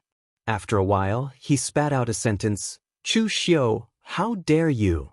Nie Rinlong knew his son's strength and temperament very well. This Chu Xiu was able to defeat Nie Donglu time and time again, and even suppress him. Nie Rinlong had to admit that this person was indeed a character among the younger generation of the Jianghu. While Nie Rinlong was looking at Chu Xiu was also looking at Nie Rinlong, the martial arts master, without holding back. In terms of appearance, Nie Rinlong had a square and masculine appearance. He wore a golden brocade robe and had a short beard on his chin. He had a righteous and awe-inspiring appearance.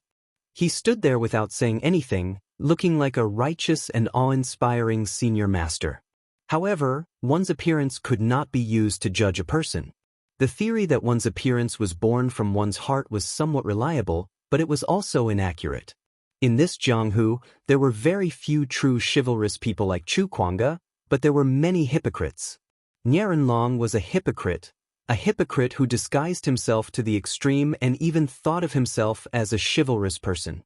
In the past, there were 5 people in the memorial hall, but now only Nie Rinlong was left. The descendants of the other people were nowhere to be found. These things could not stand up to scrutiny. However, over the years, the memorial hall had made a great name for itself in the northern Yanland. It helped the wandering martial artists who passed by without asking for anything in return, and it really helped a lot of people. However, who knew what Nie Rinlong had done in the dark? Chu Xiu narrowed his eyes and looked at Nie Rinlong, then at Nie Donglu, and said lightly, "It's not that I'm brave, but that some people don't want me to live in peace. Nie Donglu, I gave you a chance to defeat me at the World Sword Sect Conference, but you didn't take it. You still only know how to play tricks in the dark. You can't beat me in a head-on fight, and even more so, you can't beat Brother Lu. A guy who only knows how to play tricks in the dark won't amount to much."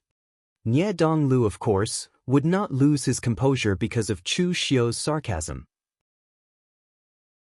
Hearing that, he just smiled and said, "Chu Xiu, my memorial hall put out a warrant to arrest Lu Fengxian this time because of public indignation, and it has nothing to do with personal grievances. This person is insane. The Lu family treated him politely, but in the end he annihilated the entire Lu family. This kind of thing happened in the northern Yanland. My memorial hall can't just ignore it." Chu Xiu sneered and said, "Brother Lu annihilated the entire Lu family? Ridiculous. Without any evidence, just based on your memorial hall's mouth, you dare to say such things? My Guanzhong torture room is the best at solving such cases.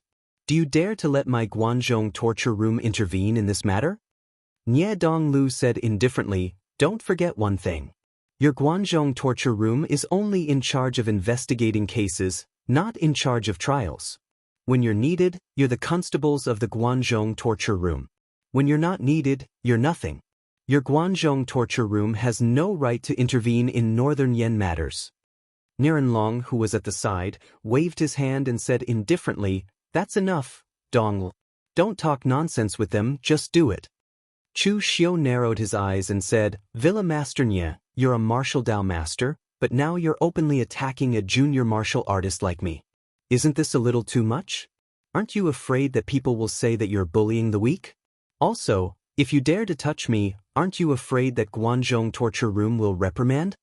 Nianlong stood with his hands behind his back and said indifferently, "Bullying the weak? I only captured a madman who dared to kill a disciple of my memorial hall.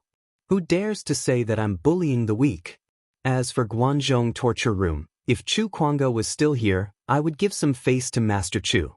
But Guan Xiu is not worthy of me giving him so much face. If you obediently stay in Guanzhong, naturally no one can touch you. But now you've jumped out of nowhere and killed a disciple of my memorial hall in Northern Yen. You're courting death. Today, I'm going to attack you. I'd like to see if Guan Xiu dares to come to my memorial hall and demand an explanation." Nianlong was born in the wilderness. He had spent decades to build up the Morgue village. He had relied on both his methods and his strength. If he was facing Shen Baochen, Dugali, and other powerhouses at true fire spirit refinement, Nie Donglu might still care about their reputation and not dare to attack Chu Xiu. But now, he was only facing a Guanzhong torture room. To put it bluntly, Guan Xiu did not have enough face to make Nianlong give in. Lu Fengxian stood next to Chu Xiu and said with a somewhat solemn expression, "Brother Chu, I seem to have implicated you." Previously, when Lu Fengxian asked for help from Chu Xiu, he did not expect that it would attract a martial Dao master like Nianlong. If he knew that, based on Lu Fengxian's character, he would rather force himself than ask for help from Chu Xiu. Chapter 417. To most martial artists in the underworld, a martial Dao master was an unreachable existence. LV Fengxian dared to go all out in the face of a martial artist at the oneness of heaven and man realm, and he also had the courage to go all out. However, they were now facing an expert at the martial Dao grandmaster level. Even with LV Fengxian's temperament, he could not help but feel a little desperate at this time. However, Chu Xiu was very calm at this moment, and he seemed to have nothing to fear. Just as Nianlong was about to make a move, a slightly old voice suddenly sounded. "If Guan Xiu isn't worthy of your respect, then what about I?" Everyone looked in the direction where the voice came from and saw an old man in a black robe with a black long sword hanging on his waist walking toward them. With a single step, he covered a distance of more than 10 feet. His aura was shocking, and it was clear that he was also a martial Dao master. Behind the old man was a young man in his 20s. Although he was only at the physical invulnerability stage, he had an extraordinary aura. It was obvious that he wasn't someone easy to deal with. Lu Fengxian was stunned. He looked at Chu Xiu and sent a voice transmission in confusion. "Brother Chu, did you find him?" Chu Xiu nodded and said, "Never overestimate your opponent's bottom line. The so-called not to bully the weak in the underworld is just a casual saying. In the face of absolute strength, even if you really bully the weak, what can others do to you? I guess that Nianlong would make a move this time, so I made some preparations in advance. Now, it really came in handy." Lu Fengxian nodded, but she didn't know if he took it in. However, the others could tell that although official Chu and Lu Fengxian were good friends, the two of them had completely different personalities. Only God knew how they became friends. To put it nicely, Lu Fengxian's personality was carefree and casual. To put it bluntly, she was a little impulsive and pure. Even in the midst of escaping, LV Fengxian actually did not have any plans. She was completely relying on her own strength to forcefully kill her way out. Wherever she wanted to go, she would go. Although she looked valiant and powerful, there was no order to speak of. On the other hand, Chu Xiu's personality was very obvious. He would plan before taking action. In terms of using his brain, Chu Xiu was obviously better than Lu Fengxian. However, in the eyes of the crowd, Chu Xiu and Lu Fengxian working together was a good idea. Chu Xiu would plan the overall situation, while Lu Fengxian would fight. The two of them could work well together. At this moment, Nianlong looked at the newcomer and frowned. He said in confusion, "9 abandonment sword, Xingtianyao. What are you doing here? As far as I know, you have nothing to do with the Guanzhong torture room or Chu Xiu." The person in front of him was the Northern Yan's famous loose cultivator, 9 abandonment sword, Xingtianyao. Nianlong had long heard of his name, but he had not really interacted with him. However, if the other party was really a pure loose cultivator, Nianlong would not be afraid of him at all. No matter what, he was the leader of the Righteous Manor, one of the 6 gangs. Why would he be afraid of a loose cultivator? He did not even want to give face to Guanxiu, let alone Xingtianyao. However, the crux of the problem was that Xingtianyao's background was not as simple as a loose cultivator. Xingtianyao was the Northern Yan's royal consecrate. He was the kind of consecrator who was loyal only to the Northern Yan royal family. Simply put, Xingtianyao was the Northern Yan royal family's hired thug. He was backed by the entire Northern Yan royal family. Nianlong could not care less about the Guanzhong torture room, but he could not ignore the Northern Yan royal family and the Northern Yan royal family. Since ancient times, the Jianghu and the royal family had always been at odds with each other. The people of the Jianghu did not want to be bound by the rules of the royal family, and the royal family did not want the people of the Jianghu to exist. Unfortunately, both sides could not do anything to each other. Therefore, the Jianghu and the royal family had reached a tacit agreement. As long as the sects in the Jianghu did not become too arrogant and did not challenge the authority of the royal family would not act against the people of the Jianghu. As long as the royal family did not want to completely eradicate the people of the Jianghu, most of the people of the Jianghu would abide by the rules and would not break them.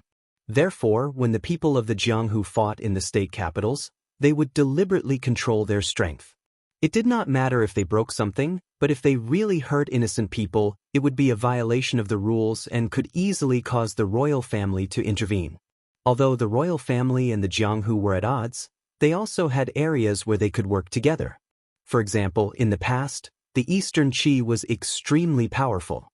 It occupied the rich lands of the Central Plains and had the momentum to conquer the mountains and rivers. It even fought against the Northern Yan and Western Chu at the same time. The Northern Yan was able to defeat the Eastern Qi and destroy the small country Wei kingdom that was attached to Eastern Qi, becoming the Northern Yan's Wei county. It was all thanks to the old emperor of the Northern Yan, Emperor Wu of Yan, Xianglong's unparalleled courage. He joined forces with the Northern Yan Jianghu to fight against the Eastern Qi and won the war. Therefore, since then, the Northern Yan could be said to be the country with the closest relationship with the people of the Jianghu among the 3 countries. Recruiting foreign officials had almost become an open rule. Xingtianyao was a member of the royal family, and he had been a member of the Northern Yan royal family for more than 10 years. He had a deep network of connections. In the Northern Yan, Xingtianyao was indeed more influential than Guanxiu. Of course, this was only Xingtianyao's identity on the surface. According to the news from Mei Qinglian, Xingtianyao was a martial arts grandmaster of the Yinma clan and the only successor of the 9 demon sword sect, a great demonic sect in the past. Therefore, his identity was not only the 9 abandonment sword, Xingtianyao, but also the 9 demon sword. Xingtianyao sneered. Although I have nothing to do with Chu Xiu, I have a relationship with the Guanzhong torture room. In the past, I was young and impetuous, and I offended someone I shouldn't have. If it wasn't for Chu Juxia, I wouldn't have the strength I have today. Now that the Guanzhong torture room's power has been stabilized, I can't find a chance to repay Chu Juxia's kindness. Now that I've finally found a chance, how can I ignore the young talents of the Guanzhong torture room? Nianlong, I know what kind of person you are. I also know about the *T things you did in the past. However, I didn't expect that you're getting worse and worse. You're actually bullying the weak in such a righteous and self-righteous manner. Anyway, with me here today, you can't touch a single person from the Guanzhong torture room. Nianlong frowned. He didn't expect that this matter would attract the old man Xing Tianyao. Nie Renlong didn't doubt Xing Tianyao's words. After all, when Chu Kuanga was roaming the Jianghu, there were too many martial artists who owed him favors, so many that they couldn't be counted. Even if only 1/10 of them remembered Chu Kuanga's kindness, it would still be a terrifying thing. Just like now, Nie Renlong had calculated everything, but he did not expect Xing Tianyao to interfere. At this moment, the young man behind Xing Tianyao smiled and said, "Villa Master Nie, where possible, one should forgive and forget. If you go too far, it won't look good for anyone, right?" This young man was only in the physical invulnerability realm, but his tone carried a hint of superiority. Even when he was facing Nie Renlong, the Villa Master of the Righteous Manor, he was still like this. Nie Renlong frowned and said, "Who are you?" A martial artist in the physical invulnerability realm actually dared to speak to him in such a tone. Even if he used the dumbest method, he would know that the other party was either an idiot or he was confident. The young man smiled and said, "That's easy. My name is Xiang Chong. Villa Master Nie should have heard of my name." Nie Renlong's eyes narrowed. Of course he knew this name. He was the 13th prince of the current emperor, and also the most favored son of the emperor, the 13th prince, Xiang Chong. Although the northern Yan emperor Xiang Long was old, his body was still healthy, and he had many descendants. The previous northern Yan crown prince died in an accident a few years ago. No one knew what Xiang Long was thinking, but he never appointed another crown prince. This gave his descendants the opportunity to covet the throne. Right now, the 13th prince was a popular candidate for the position of crown prince. Although he was very young and did not have enough experience in the northern Yan court, Xiang Chong's only advantage was that he looked very similar to Xiang Long when he was young, almost 90% similar. Therefore, he was also the one Xiang Long doted on the most among all the princes. At this moment, Xiang Chong was standing on Xing Tianyao's side and pressuring him. This prince probably wanted to rope in Xing Tianyao. After all, Xiang Chong's foundation in the imperial court was weak.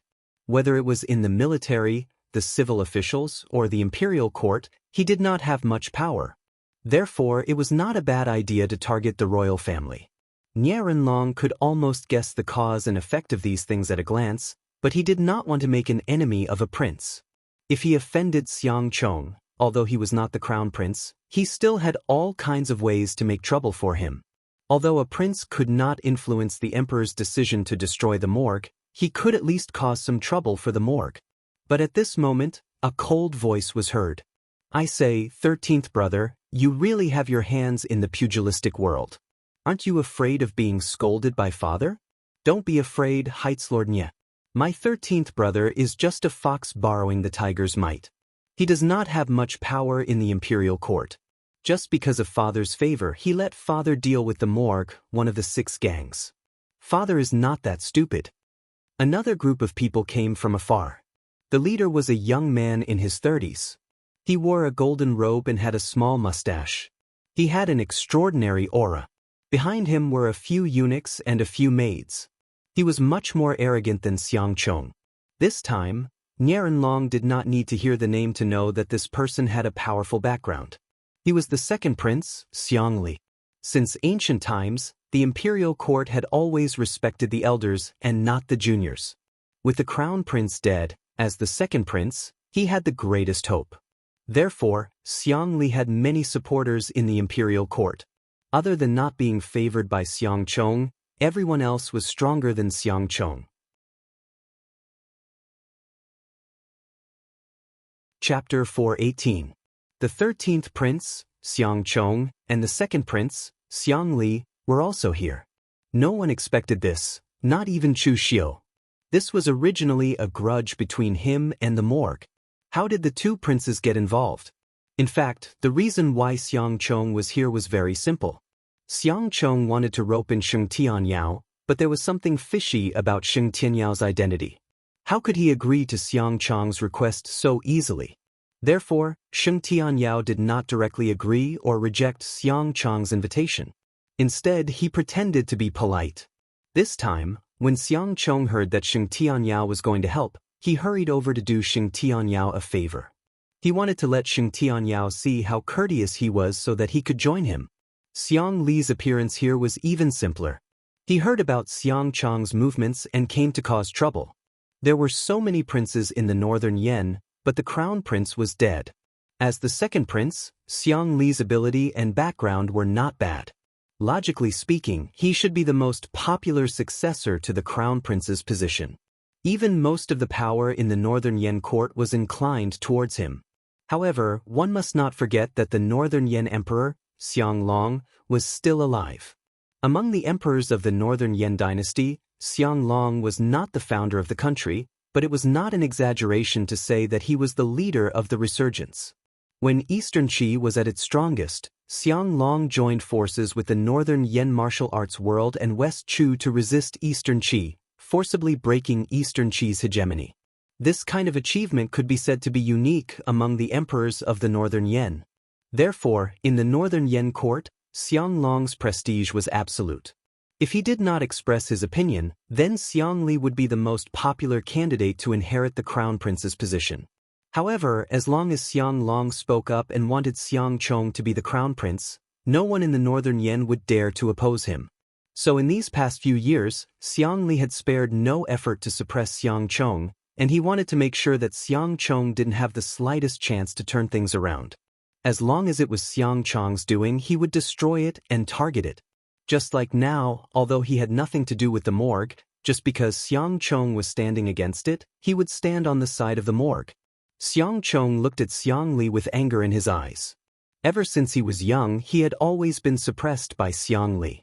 In fact, Xiangchong did not have much ambition in the beginning. He was ranked 13th, and with so many older brothers ahead of him, the position of crown prince would never fall to him. However, it was precisely because he resembled his father the most that he had been bullied and targeted by Xiangli since he was young.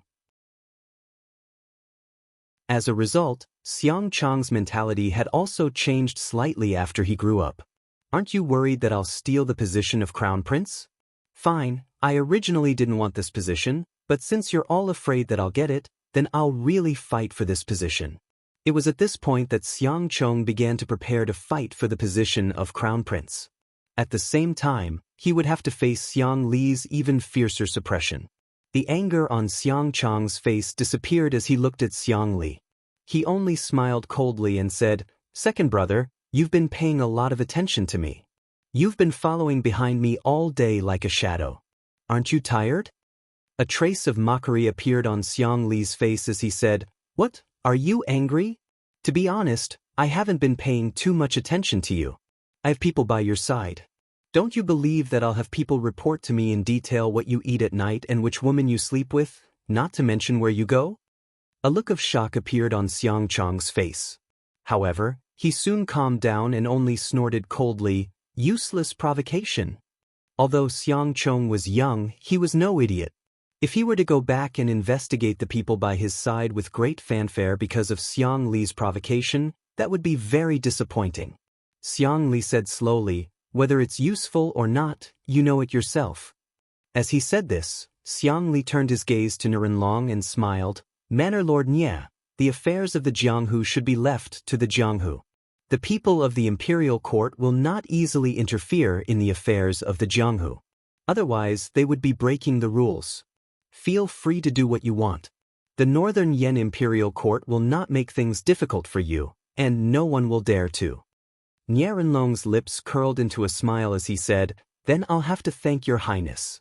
With Xiang Li's words, Niranlong no longer had to be afraid of the northern Yen imperial court. Niranlong looked directly at Xing Tianyao and said in a low voice, "Xing Tianyao, this is my memorial hall's business. It has nothing to do with you. If you want to repay Chu Kuanga's kindness, there will be plenty of opportunities in the future. However, if you want to interfere in this matter, then don't blame me for not showing mercy." From Niranlong's point of view, Xing Tianyao only wanted to find an opportunity to repay Chu Kuanga's kindness. His target was only the Guanzhong torture room, not Chu Xiu. Now that he was going to take action with an unyielding attitude, Xing Tianyao would most likely give in and find another opportunity to repay the Guanzhong torture room. There was no need to fight to the death with the memorial hall. However, Nie Rinlong did not know that Sheng Tianyao real target was not the Guanzhong torture room, but Chu Xiu. Sheng Tianyao did not participate in the battle on Mount Fuyu because he was the Northern Yen Imperial Court's protector and had a mission at that time. He did not have enough time. However, Mr. Liu had sent someone to inform him of the details of the great battle between the righteous and demonic paths on floating Jade Mountain. His faction was also very close to the phaseless demon sect, so he naturally knew Chu Xiu's true identity. This was the most outstanding young talent of the Yinma branch. For this reason, Sheng Tianyao had to protect Chu Xiu. Moreover, Mei Qinglian had also sent him a message to help Chu Xiu. Sheng Tianyao would not give in so easily. Looking at Rinlong, Sheng Tianyao said coldly, "Don't care about feelings? I didn't ask you to care about feelings today.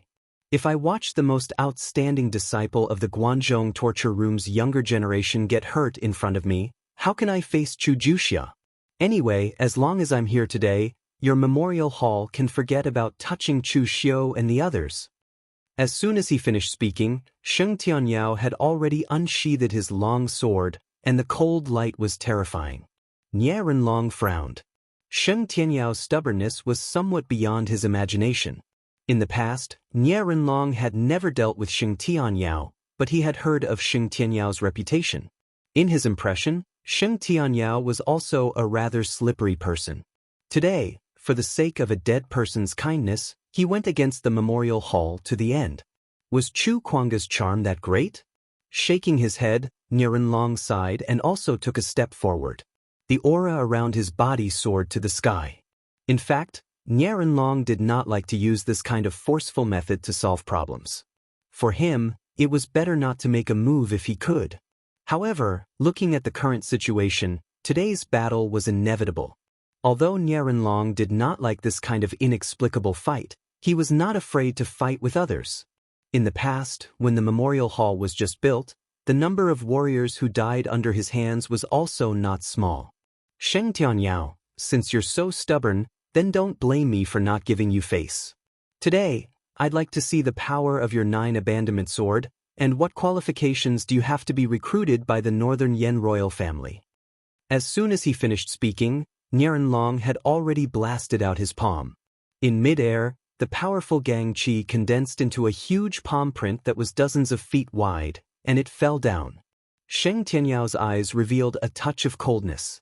He unsheathed the black long sword in his hand. The scabbard was black, and the blade was also as black as ink. As he stabbed out with his sword, the surrounding night seemed to be integrated into his sword. The sword broke the dawn and tore the sky. The sword chi collided with the cloud-encompassing universe hand and a loud boom rang out. The powerful sword chi tore the cloud-encompassing universe hand apart. However, as Nie Rinlong's hands continued to dance, the power of the world around him continued to swirl and condense, completely wrapping around Sheng Tianyao. Sheng Tianyao coldly snorted, and a black mist erupted from the body of his sword. When the sword was unsheathed, the faint howls of ghosts and gods could be heard. Countless sword chis burst out from the black mist, tearing apart the astral energy, and once again condensed into a huge astral sword that charged towards Nie Rinlong. Sheng Tianyao's true identity was the successor of the 9 demon sword sect, a major demonic sect. However, his luck was quite good. He had once accidentally obtained several ancient sword techniques, and after mastering them thoroughly, he finally condensed 9 powerful sword techniques with endless transformations. This was also the origin of his nickname, 9 Abandonment Sword. Therefore, even if Sheng Tianyao did not use his trump card, the demon sword, he could still exert 90% of his strength. Nie Rinlong held the heaven and earth in his hand, and a powerful force grabbed hold of Sheng Tianyao's sword intent, melting it and tearing it apart. Waves of strange and unfathomable power shot towards Sheng Tianyao along the trajectory of the sword intent, but Sheng Tianyao immediately retreated. The sword in his hand turned into countless sword chis, and they attacked from all directions. The 2 martial Dao masters were locked in a stalemate, but the more they fought, the deeper Nie Rinlong's frown became. As a famous figure in the Jianghu, Nie Rinlong was confident in his strength. If he took out his trump card and went all out, he had a certain degree of confidence in defeating Sheng Tianyao. However, the problem was that Sheng Tianyao seemed to have gone mad. He actually went all out against him, as if he wanted to protect Chu Xiu even if he had to risk his life. Therefore, even if Nie Renlong went all out, he was not confident that he could escape unscathed when facing Sheng Tianyao in this state. He was the leader of the morgue and the only martial Dao master in the entire morgue. If he was injured and needed to cultivate in seclusion for a period of time, there was no telling what would happen to the morgue. If the news were to spread, Nie Renlong could not guarantee that his enemies would not hit him when he was down. Therefore, Nie Renlong was also conflicted at the moment. Should he go all out and even pay the price of injury to get rid of Sheng Tianyao, then kill Chu Xiu, or should he just give up? After a quarter of an hour of intense battle, Nie Renlong took the initiative to retreat more than 30 meters and said with a gloomy gaze, "Sheng Tianyao, how much did Chu Kuanga owe you in the past? Is it worth it for you to risk your life for a junior martial artist in the Guanzhong torture room?"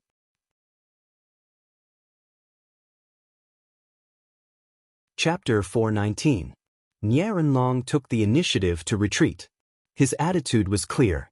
When Sheng Tianyao heard Nie Renlong's question, he said expressionlessly, "Nie Renlong, you are too calculative. Of course, you won't understand this. Do you still want to continue fighting? I will accompany you to the end." Nie Renlong looked deeply at Chu Xiu and Lu Fengxian, then waved his hand and said, "Let's go." The group of warriors from the morgue were somewhat unwilling.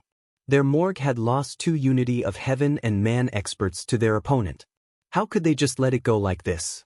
However, even though they were indignant, Nie Donglu was even more indignant.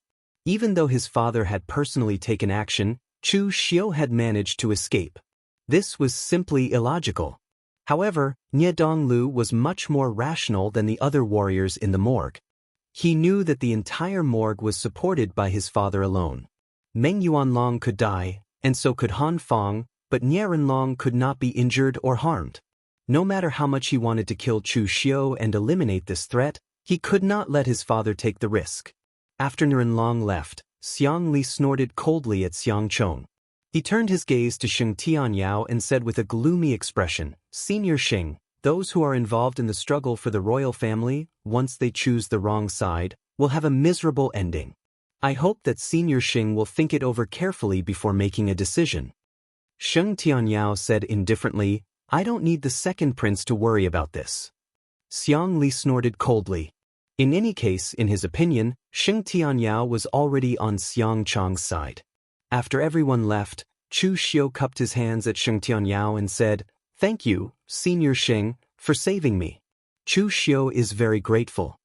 Sheng Tianyao gave Chu Xiu a look and said with a smile, "In the past, I received great kindness from Chu Juxia. Now that I finally have the chance to repay this kindness, this small matter is not worth mentioning." Chu Xiu said solemnly, "Don't worry, Senior Sheng. When we return to the Guanzhong torture room, I will tell Hall Master Guan everything that happened here.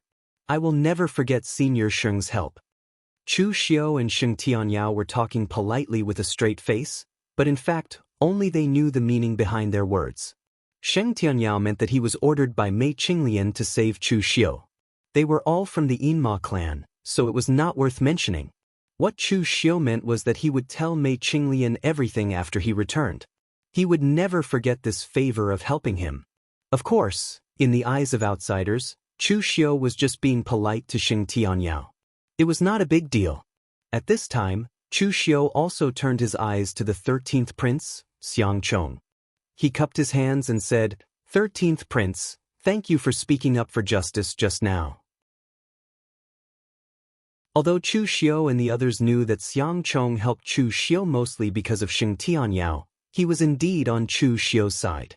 Naturally, Chu Xiu had to express his gratitude. Xiang Chong laughed and said, "Official Chu, you are too polite. In fact, I do not like the behavior of the memorial hall. However, as a prince, I cannot express my opinion on some matters in the Jianghu." Speaking of this, Xiang Chong suddenly said to Chu Xiu and Lu Fengxian, "Official Chu and young hero Lu, both of you are rare young talents in the Jianghu. Have you ever considered changing places?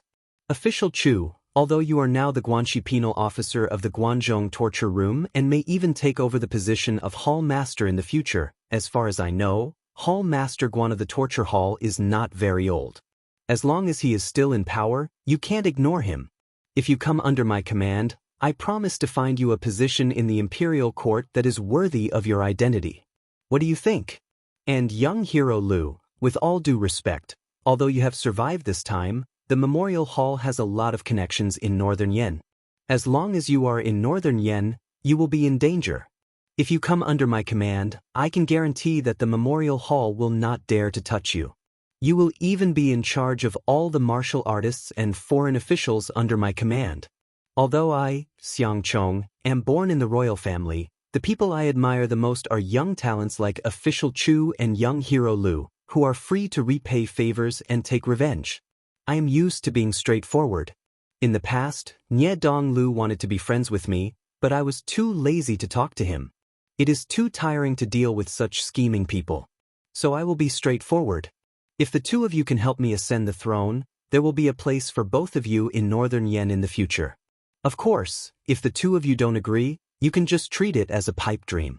After all, among the many children of my father, I am the weakest one, although I am the most favored one. Xiang Chong was blatantly soliciting Chu Xiu and Lu Fengxian. There was no probing, it was very simple and direct. With Chu Xiu's identity and status, even Xiang Chong was embarrassed to ask Chu Xiu to listen to his orders. So he directly promised Chu Xiu an official position in the Northern Yen Imperial Court. Although Lu Fengxian was not as famous as Chu Xiu in Jianghu, Lu Fengxian's killing of Meng Yuanlong was enough for him to be in the top 10 of the Longhu list. Xiang Chong said that he would give all his power to Lu Fengxian. This was also a sign of his trust in Lu Fengxian. Moreover, based on Lu Fengxian's performance while he was being hunted, Lu Fengxian was also worthy of this position. Xiang Chong believed that as long as Lu Fengxian was willing to serve under him, Lu Fengxian would definitely not betray him. Xiang Chong looked at Chu Xiu and Lu Fengxian with a sincere gaze. His attitude was very sincere. In fact, Chu Xiu could also see that Xiang Chong was really different from the other princes. Although he was from the royal family, his personality was straightforward and heroic. He did not put on airs and even referred to himself as I, instead of this prince. When Xiang Chong was born, his title was Prince Yen. This title was not good, but it was not bad either.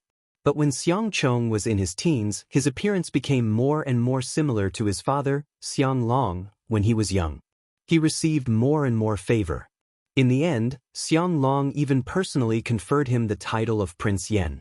His fief was in Yenshan County, which was next to the capital of Northern Yen. It could be said that he was extremely favored. Of course, Xiang Chong's current personality might also be related to his childhood experiences. After all, in the beginning, Xiang Long did not pay much attention to Xiang Chong. As the 13th prince, he naturally did not have any chance to ascend to the throne. Therefore, from the moment he was born, the people around him taught Xiang Chong the way they would teach an idle prince. No one taught him the skills of an emperor, such as scheming and scheming. Chu Xiu and Lu Fengxian looked at each other and shook their heads at the same time. Chu Xiu took the lead and said, "In the past, when I betrayed the Blue Dragon Society, I was hunted down by the assassins of the Blue Dragon Society like a stray dog. It was the Guanzhong torture room who took me in at a critical moment. Therefore, I can only disappoint your Highness's good intentions." Lu Fengxian also shook her head and said, "Your Highness, many people know my personality. I'm used to being free and unfettered, and I don't like to be restrained by others. Brother Chu has been a torturer in Guanzhong for so long, but I have never chosen to seek refuge with Brother Chu. In the past, Heaven Alliance's alliance leader Chen also asked me to join the Heaven Alliance, but I rejected him. It's not that your Highness did anything wrong, but I, Lu Fengxian, have always been a wanderer. It's not time for me to settle down and settle down." Hearing Chu Xiu and Lu Fengxian say this, Xiang Chong's expression was a little gloomy. However, he still smiled and said, "It's nothing. It's within my expectations. As for the throne, it's my fortune to obtain it and my fate to lose it. In fact, from the very beginning, I never wanted to seize the throne. However, as Imperial Father changed my title to Prince Yen, Xiang Li and the others became fearful of me and began to suppress me. I couldn't take it anymore and prepared to make it real, seizing the throne for them to see. At this point, the corners of Xiang Chong's mouth suddenly curled into a self-deprecating smile. Perhaps I really don't have the aura of a ruler. In the past few years, apart from Imperial Fathers doting on me, I have nothing. My subordinates are also very weak, so no one will come to seek refuge with me. Although Imperial Father dotes on me, he is a very rational person. He will never support me just because he dotes on me. In this aspect, he treats all his children equally. Originally, Chu Xiu didn't care about Xiang Chong's words. However, when he suddenly heard the words Prince Yen, Chu Xiu suddenly asked, "Your Highness, your title is Prince Yen?" Xiang Chong asked in surprise, "That's right. Don't you know official Chu?" The corners of Chu Xiu's mouth curled into a smile. "I've been away for a long time, so I don't really care about some things in the Northern Yen. I really don't know about this. However, Your Highness, you don't have to worry about it. There are always ups and downs in life. I believe that your future will definitely not stop here." Xiang Chong forced a smile and said, "Thank you for your auspicious words, official Chu. I hope so." Chu Xiu didn't say anything, but what he said just now was true. When he first heard that Xiang Chong was the 13th prince, Chu Xiu didn't react. He thought that Xiang Chong was just an ordinary prince. However, when Xiang Chong said that he had been given the title of Prince Yen, Chu Xiu then remembered that in the original plot, the Northern Yan's inheritance war was also very exciting. In particular, His Majesty, Prince Yen, would shine in the future. Of course, Xiang Chong looked a little more miserable now. There was no one around him who could help him. Not to mention young talents like Chu Xiu and Lu Fengxian, Xiang Chong even had to curry favor with a martial Dao master like Sheng Tianyao, hoping to get his support. That's right. It was just support, not loyalty. With Xiang Chong's current wealth, he was not qualified to make a martial Dao master like Sheng Tianyao swear loyalty to him. After the two sides chatted for a while, Chu Xiu and the others bid farewell to Sheng Tianyao and the 13th prince. Chu Xiu still had something to say to Sheng Tianyao, but Xiang Chong followed closely behind Sheng Tianyao. As for the Yinma clan, they could only talk about it in the future.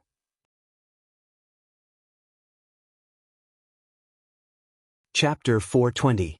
After parting ways with Sheng Tianyao and the others, Chu Xiu brought Lu Fengxian back to the Guanzhong torture room. If they stayed any longer in the Northern Yen, they would be courting death. Lu Fengxian had killed Nie Yuanlong, and Chu Xiu had killed Han Feng. The two of them had thoroughly offended the memorial hall. This time, Nie Renlong only retreated because of Sheng Tianyao's intervention. If it were any other time, Nie Renlong would not care about bullying the weak. He would kill Chu Xiu and Lu Fengxian as soon as he had the chance. Lu Fengxian's injuries were not light. It took her nearly a month to recuperate in the Guanzhong torture room. Even her foundation was slightly damaged. Originally, after he killed Meng Yuanlong, he was already seriously injured. However, at that time, LV Fengxian could still easily recover. In the end, because he forcibly killed Lu Qingfeng while he was seriously injured, it caused LV Fengxian's injuries to worsen. This time, it was a little too serious. Even though Chu Xiu did not lack elixirs, it still caused LV Fengxian's foundation to be damaged. Luckily, it was not too serious. In the future, if Lu Fengxian found some miraculous elixirs, or if he made a breakthrough in his physique refining technique, causing his body to become stronger, this level of damage could be made up for. After her injuries were healed, Lu Fengxian cupped her hands to Chu Xiu and said, "Brother Chu, thank you very much. If it weren't for you, I'm afraid I would have to stay in the Northern Yen forever." Chu Xiu waved his hand and said, "There's no need to thank me. Besides, I was the one who caused this." Lu Fengxian asked curiously, "Oh? What do you mean?" Chu Xiu recounted the grudge between him and Nie Donglu during the great battle between the righteous and demonic forces on Mount Fuyu before saying, "Nie Donglu did not do anything to you even after you returned to Northern Yen for such a long time. But after the great battle on Mount Fuyu, he immediately began to frame you. Then he quickly gathered his men to kill you. His actions were so coherent that anyone could understand what was going on. It's because he knows that you're my good friend and that you've displayed such great talent and strength that Nie Donglu wants to kill you and kill one of my helpers in advance. After hearing this, LV Fengxian could not help but sigh. She was still too inexperienced when it came to playing mind games with this group of people. Being chased all the way, LV Fengxian himself was confused. He didn't understand how he had suddenly become a killer who wanted to exterminate the Lu family and was being chased by the people of the righteous manor. Only now did Lu Fengxian realize that this was the reason. Lu Fengxian couldn't help but shake his head. When I was in the northern Yen, I had a good impression of Nie Donglu. Even when we were chased out of northern Yen by the memorial hall, it was only a conflict of interest. I didn't expect Nie Donglu to be so narrow-minded. He wanted to deal with you, Brother Chu, but now he's turned around and attacked me. This behavior is a bit too despicable and unbefitting of his identity. Chu Xiu said indifferently, for someone like Nie Donglu, reputation is just a fig leaf. As long as his goal is achieved, the process isn't important. Brother Lu, you've been in the Jianghu for so long, are you still not used to these things? Lu Fengxian smiled bitterly and shook his head. If people want to kill me, it's easy for me to kill them. But to be killed for such a strange reason, I still can't accept it. After complaining for a while, Lu Fengxian said to Chu Xiu, by the way, Brother Chu, do you still need people in the Guanzhong torture room? Chu Xiu was surprised. But you also want to join the Guanzhong torture room? If you are willing to join the Guanzhong punishment hall, I believe that Hall Master Guan will welcome you. After all, you are currently ranked in the top 10 of the Longhu leaderboard. For a faction to have two young elites ranked in the top 10 of the Longhu leaderboard, I believe that Hall Master Guan will welcome you. After killing Meng Yuanlong, Lu Fengxian was ranked 9th on the Longhu list. He was definitely a famous young talent in the Jianghu. If Guan Siyu didn't welcome such a person, then there would be a problem. Lu Fengxian shook his head and said, it's not me, it's my friends. They're all northern Yen rogue cultivators, and they're not weak. I think they're qualified to join the Guanzhong torture room. The main thing is that they've already seriously offended the people of the morgue by helping me fend them off. I'm afraid they won't be able to return to the northern Yen for the time being. This matter started because of me, so I'm going to help them find a way out for the time being. However, my connections are limited, so I can only trouble you, Brother Chu. Chu Xiu didn't even think about it and said, of course, no problem. I'll get someone to arrange it. The strength of Lu Fengxian's friends ranged from the inner invulnerability to the three-flower realm. Although there were strong and weak ones, none of them were mediocre. Speaking of which, how many of those who were chosen by LV Fengxian and became friends with her were mediocre? They were only mediocre when compared to people like Lu Fengxian and Chu Xiu. Compared to most of the leading martial artists in the Jianghu, their strength was still considered very strong. Moreover, even if these people were really mediocre, based on the fact that they were willing to accompany LV Fengxian all the way and not abandon her, this group of people was worthy of being taken in as subordinates, because such people would not betray. Moreover, the strength of these people was not weak. There were people from all walks of life among them. For example, Wang Shuangdong was the direct disciple of Du Bujiu, a famous poison master in the northern Yen. He was very skilled in alchemy and poison refining. After Lu Fengxian called Wang Shuangdong and the others over, he pointed at Chu Xiu and said, everyone, I've dragged you into this time. Now that I've offended the morgue, I'm afraid I can't stay in the northern Yen any longer. The morgue will also take out their anger on you, and you won't be able to return to the northern Yen for the time being. Therefore, I recommended you to Brother Chu. If you're willing to join the Guanzhong torture room, Brother Chu will definitely not let you down. If you're not willing, I'll find another way out for you. Wang Shuangdong and the others looked at each other, nodded and said, since Brother Lu said so, then we'll do as you said. Wang Shuangdong and the others did not trust Chu Xiu, but Lu Fengxian. They simply believed that Lu Fengxian would not harm them. Moreover, they had seen Chu Xiu's strength and prestige. He was a torture officer of the Guanxi region, and he was ranked 6th on the Longhu list. Following Chu Xiu was not a disgrace to them. Wang Shuangdong and the others cupped their hands at Chu Xiu and said, "Greetings, official Chu." Chu Xiu waved his hand and said, "No need to be so courteous. You're all brother Lu's good friends, so naturally, you're also my brothers. I dare not say that I can give you a bright future, but at least I won't disgrace you." Saying this, Chu Xiu called the Ghost Hand King and had him bring Wang Shuangdong and the others to make arrangements. After making arrangements, Lu Fengxian said, "Brother Chu, since everything is settled here, I'll prepare to go to West Chu." Chu Xiu said in doubt, "Your injuries are not completely healed, why are you going to West Chu? Your foundation is damaged, so it's best for you to rest and see if you can make up for it when you break through." Lu Fengxian said, "I'm going to West Chu to prepare to treat my damaged foundation. When I was in West Chu, I met the divine doctor Angry Yama, Feng Buping. I helped him a little and divine Dr. Feng is good to me. As long as I need it, he will treat me first. Now that my foundation is damaged, others can't do anything, but divine Dr. Feng should be able to, so I want to give it a try." Hearing Lu Fengxian say this, Chu Xiu was a bit speechless. In fact, LV Fengxian's greatest advantage wasn't his potential, nor was it his looks, but his abnormal luck. Lu Fengxian's luck had always been good, this was something Chu Xiu knew. Looking at it now, it was indeed the case. Angry Yama, Feng Buping had a great reputation in the Jianghu. He was known as the divine doctor of the Jianghu. He could cure all kinds of difficult and complicated illnesses. Even if you were half a step into the gates of hell, Feng Buping could pull you back, so his nickname was Angry Yama.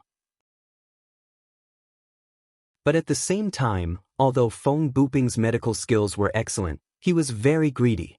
To find him to cure a disease, for a normal martial artist, going bankrupt was considered light. Even if the disciples of the large sects came, they would have to bleed a lot. In the end, even if you wanted to bleed a lot for Feng Buping to cure you, Feng Buping might not have the time because there were too many people looking for him to cure. So at this time, he set a rule. Only those who he liked were qualified to bleed a lot, and those who he didn't like, even if they died, he wouldn't care. However, the more rules Feng Buping set, the more people looking for him to cure, as if he was really a divine doctor who could bring the dead back to life and grow flesh and bones. This kind of divine doctor that ordinary people couldn't even see once, but in the end, he had a friendship with Lu Fengxian and even made a promise of this level. If this wasn't luck, then what was? Since it's like this, then I'll go. Brother Chu, if you're going to the memorial hall, don't forget to call me, I can make a move at any time. After chatting with Lu Fengxian for a while and escorting him out of the Guanzhong torture room, Chu Xiu was ready to go into seclusion again. However, before Chu Xiu was ready, someone sent a message, asking Chu Xiu to go to the Guanzhong torture room to see Mei Qinglian. Chu Xiu was a little surprised. This was the first time Mei Qinglian came to find him without informing him. In fact, when he returned to the Guanzhong torture room, Chu Xiu had already gone to see Guan Xiyu and Mei Qinglian, and told Mei Qinglian about the Northern Yan incident. In the end, Mei Qinglian still thought that Chu Xiu talked too long, so she only asked for the result. However, in the end, Mei Qinglian suddenly sent someone to find him, looking very anxious, which made Chu Xiu a little confused. When Chu Xiu arrived at the headquarters of the torture hall, it was night. Before Chu Xiu could go to find Mei Qinglian had already turned into Devil Qi and appeared in front of Chu Xiu openly. This time, Mei Qinglian didn't tease Chu Xiu. She just looked at Chu Xiu with a serious expression and said coldly, "Who are you?"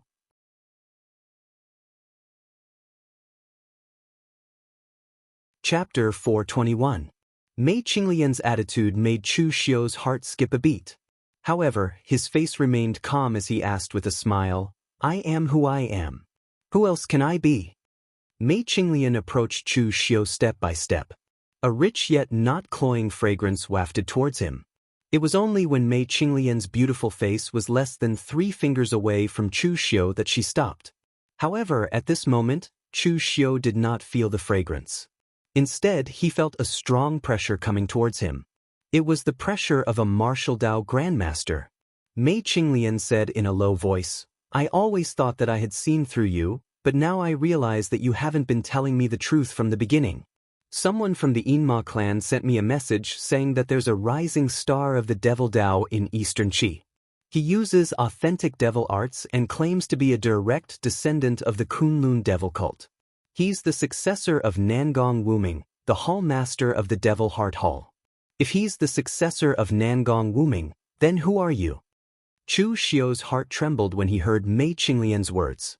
However, he forced himself to maintain a calm expression on his face.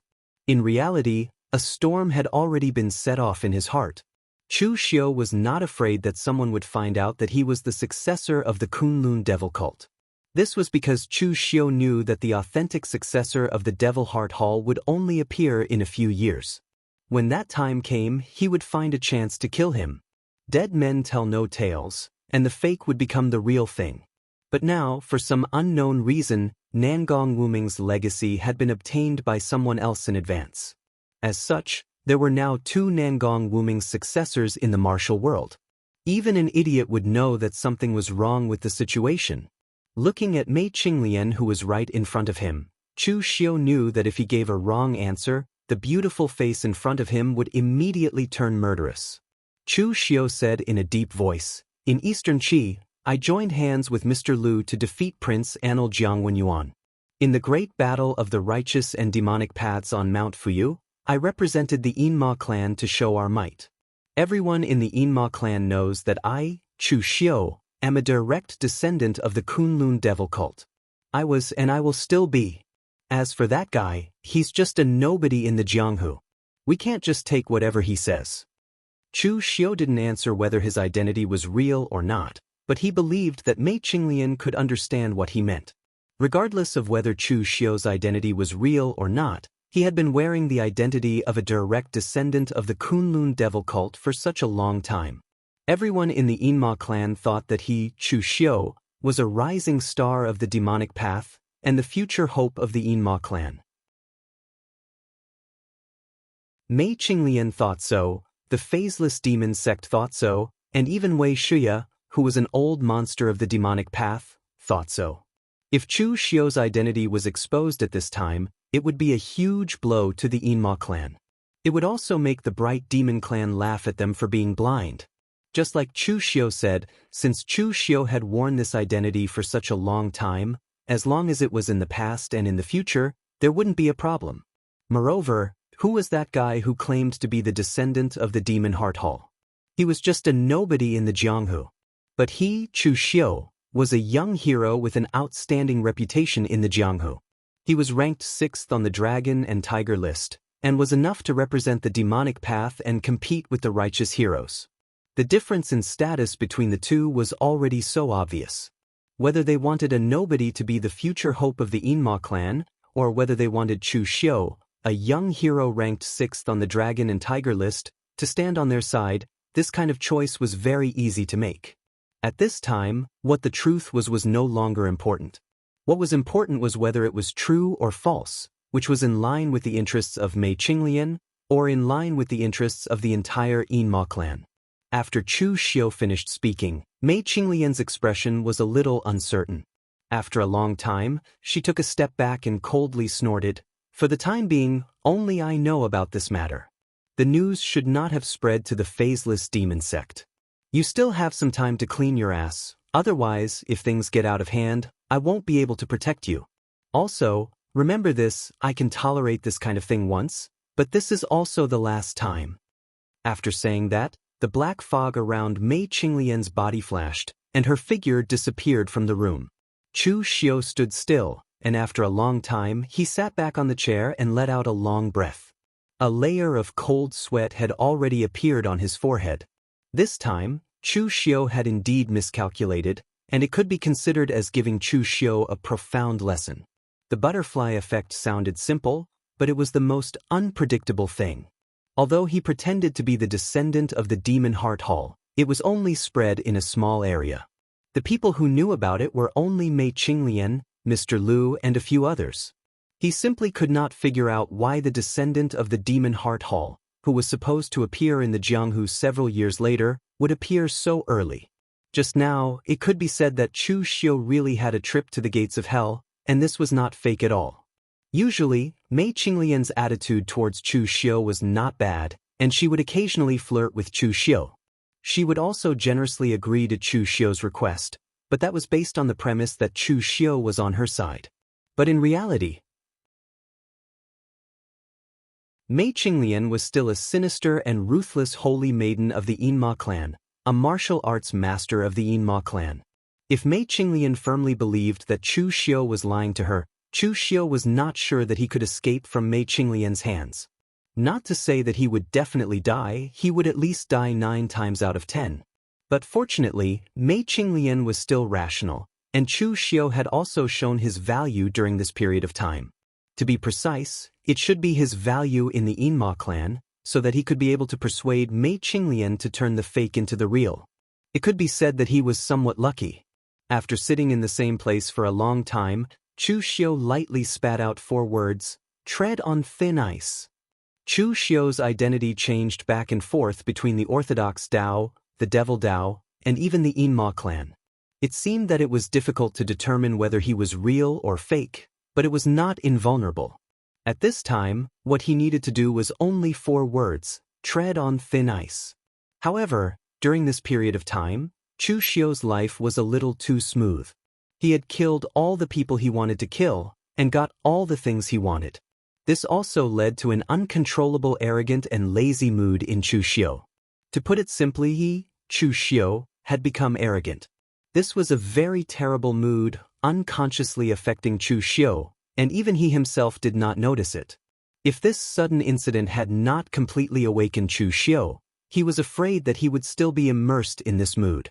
Maybe one day he would not be careful and it would take his life. Chu Xiu was a human, not a god. As a human, he had all kinds of emotions, which affected his judgment and way of doing things. However, Chu Xiu had a rare advantage, which was that he knew his own limits and would examine himself. If he made a mistake, then he would find a way to make up for it. In the future, he would remember that he could not make the same mistake again. Thinking of this, Chu Xiu could not help but reveal a trace of coldness in his eyes. Now, what Chu Xiu had to do was to make up for the mistake he had made. In Mei Qinglian's words, Chu Xiu had to prepare to clean up his mess first, so that the matter would not become too big and be discovered by others. When the successor of the Demon Heart Hall suddenly appeared in Eastern Qi, Chu Xiu only sent someone to report to Guanxiu, then led his men to Eastern Qi. Apart from Yin Batong, the other penal officers did not have any objections to Chu Xiu going out all the time. Even if Yin Batong had any objections, it was useless. Chu Xiu had already arranged for the entire Guanxi region to be properly governed, so what could he say? Moreover, this time, Chu Xiu did not take this matter seriously. He directly brought the experts under him, Wang Shuangdong and the others, who had just joined him, out, leaving only 30% of the people in the Guanxi region to maintain order. Eastern Qi was too big, so Chu Xiu did not know where the so-called successor of the Demon Heart Hall was. However, as long as one was in the Jianghu, it was very easy to find a person. There was someone who specialized in this kind of thing, and that was Wind Sweeping Tower. In the past, when Chu Xiu was being chased by the Morale Manor and the Northern Floating Snow City, these 2 factions had borrowed the power of Wind Sweeping Tower to investigate his whereabouts. At that time, it had indeed caused a lot of trouble for Chu Xiu, but Chu Xiu did not have any hatred for Wind Sweeping Tower. Wind Sweeping Tower was just a simple wind organization. If you came to buy information, they would sell it. Simply put, Wind Sweeping Tower was just a tool.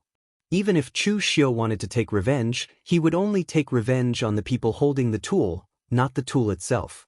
Wind Sweeping Tower had countless branches in the Jianghu. There was a branch in both northern Yan and West Chu, and its headquarters was in Nanliang City in Eastern Qi. There were 2 big cities in Eastern Qi that were the most prosperous. One was naturally the capital, Great Liang City, and the other was the former capital, Nanliang City. Moving the capital was a very serious matter, but hundreds of years ago, the imperial family of Eastern Qi seemed to have gone crazy. They had invited the Taoist masters from the Zhenwu cult, Chunyang Dao sect, and the Taoist master mansion of Longhu Mountain to check the geomancy of the imperial family of Eastern Qi. In the end, they came to the conclusion that the geomancy of Nanliang City was not good, so they hurriedly moved the capital to Great Liang City. Putting aside whether the experts from the three major Taoist sects could see the geomancy, Eastern Qi had been established in Nanliang City for such a long time, and now they said that the geomancy was not good. Who was the one who checked the geomancy when the capital was first built? In short, the people of Eastern Qi had thought that the imperial family of Eastern Qi was crazy. But since the capital had been moved, the people of Eastern Qi had gotten used to it. As for the original capital, Nanliang City, it did not decline. It was still prosperous and could even be compared with Great Liang City. The headquarters of Wind Sweeping Tower was located in Nanliang City. Every day, countless Jianghu information would be sent to Nanliang City in great detail. Even the vegetarian meal of the Great Guangming Temple today was recorded in the information. Of course, ordinary people would not buy such boring information.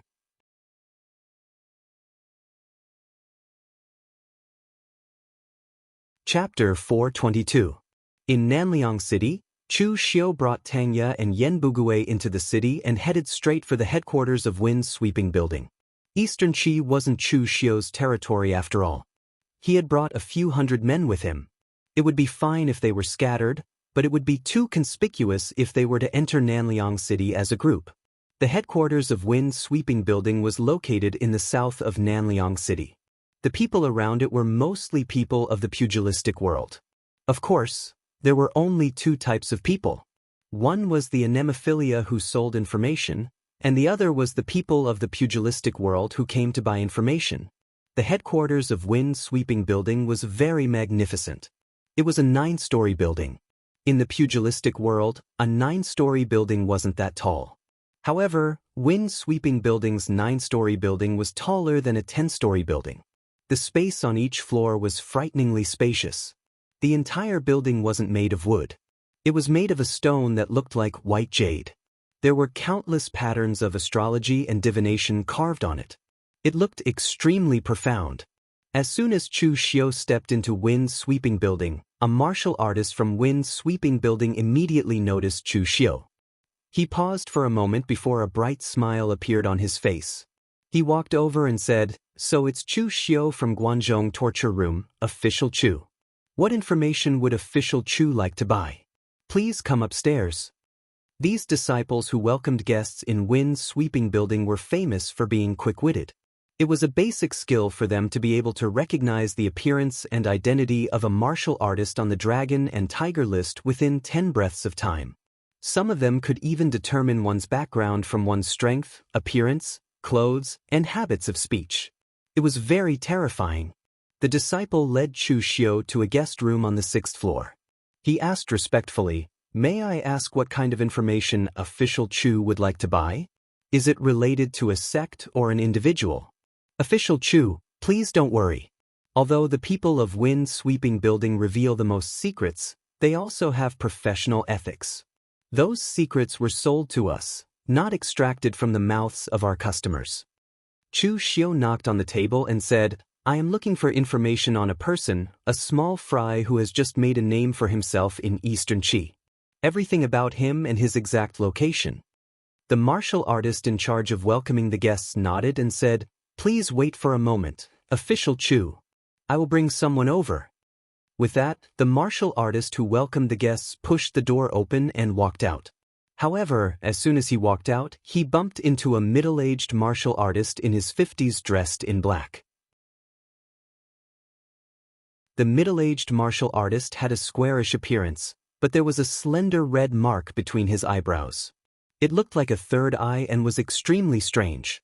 Seeing that person, the welcoming martial artist hurriedly said, "Greetings, Lord Qi." This martial artist was none other than the Northern Yen Vice Pavilion Master of Wind Sweeping Pavilion, the three-eyed god Qiyunli. He was the one who had stood up against the majority and arranged for Chu Xiu to be on the Longhu list. Qiyunli had been a little lazy when he was in Northern Yen, and he believed in the rule of non-interference. He did not expect that the Northern Yen branch of Wind Sweeping Building would develop so well. Because of this, Qi Yuanli was promoted and transferred from the Northern Yen branch to the headquarters of Eastern Qi as the Vice Pavilion Master. Although his position did not change, he had been in the Northern Yen branch, and now he was in the headquarters of Eastern Qi. Qi Yuanli's power had risen by more than one level. Qi Yuanli nodded and asked subconsciously, since he was brought to the 6th floor, who is here to buy information? Wind Sweeping Building was also divided into levels. If you wanted to buy some general information, you could directly go to the lower 3 floors for public trading. The 4th, 5th, and 6th floors were only open to the big shots in Jianghu, and there were special guest rooms for guests to keep their secrets. The martial artist who welcomed the guests said, "It's Chu Xiu, the Guanzhong Torture Room's chief torture officer of Guanxi. He wants to find detailed information and information about a person." With Qi Yuanli's lazy personality, he had originally planned to ask and then leave, but he did not expect the person to be Chu Xiu.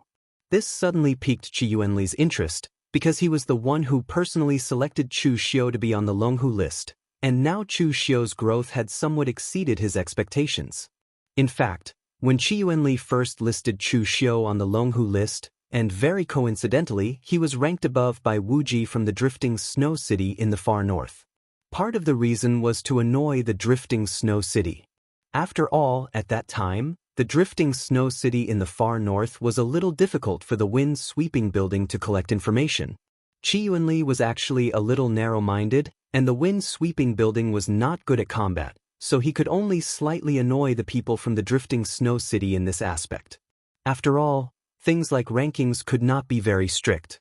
It was still acceptable to change the rankings. After all, there were some extremely famous big shots in it, but as for the Longhu list, as long as it was not too outrageous, it was only a matter of the Wind Sweeping Building moving their lips. Now that he knew that Chu Xiu happened to be in the Wind Sweeping Building, Qi Yuanli was quite curious about him. He directly said to the martial artist who welcomed the guest, "All right, you don't have to worry about it, I will personally deal with this guest." Although the martial artist was a little puzzled as to why Qi Yuanli suddenly came to greet a guest today, he did not ask much and just nodded and left. Qi Yuanli pushed the door open and entered. When Chu Xiu looked up, he was immediately stunned. The person in front of him did not conceal his aura, and he was a martial Dao Grandmaster powerhouse. Was his status already so high that it was worthy for a martial Dao Grandmaster powerhouse to personally welcome him? Qi Yuanli smiled and said, "My name is Qi Yuanli, the deputy leader of the Wind Sweeping Building's Eastern Qi headquarters. Speaking of which, Chu and I are fated to meet. Back when you first entered the Longhu list, I was the deputy leader of the Northern Yen branch when I was personally nominated and recommended you." When Chu Xiu heard that, he immediately stood up and cupped his hands, saying, "So there's such a past. I have to thank Tower Leader Qi for supporting me back then, or I, Chu Xiu, would not have a reputation in the pugilistic world today." When Qi Yuanli heard that, he smiled and waved his hand, saying, Deputy. There's only one leader of the Wind Sweeping Building, and it's not me. Also, Chu, you don't have to be so humble. The sharpness of a sword won't always be hidden in its sheath. If you have the strength, we will recommend you to enter the Longhu list. On the contrary, if you don't have the strength, even if we let you enter the list, you won't be able to stay on the list for long. Therefore, everything that you have now, Chu, was fought for by yourself.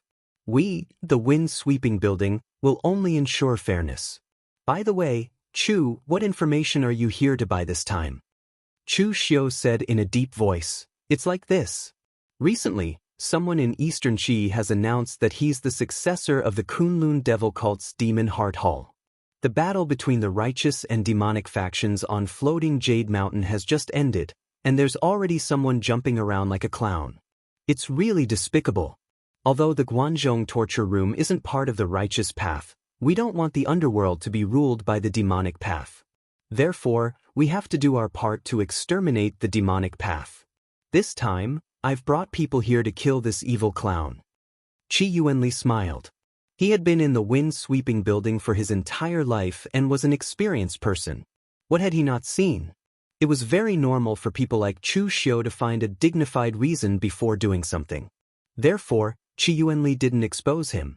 Instead, he called for a warrior and asked him to bring the information over.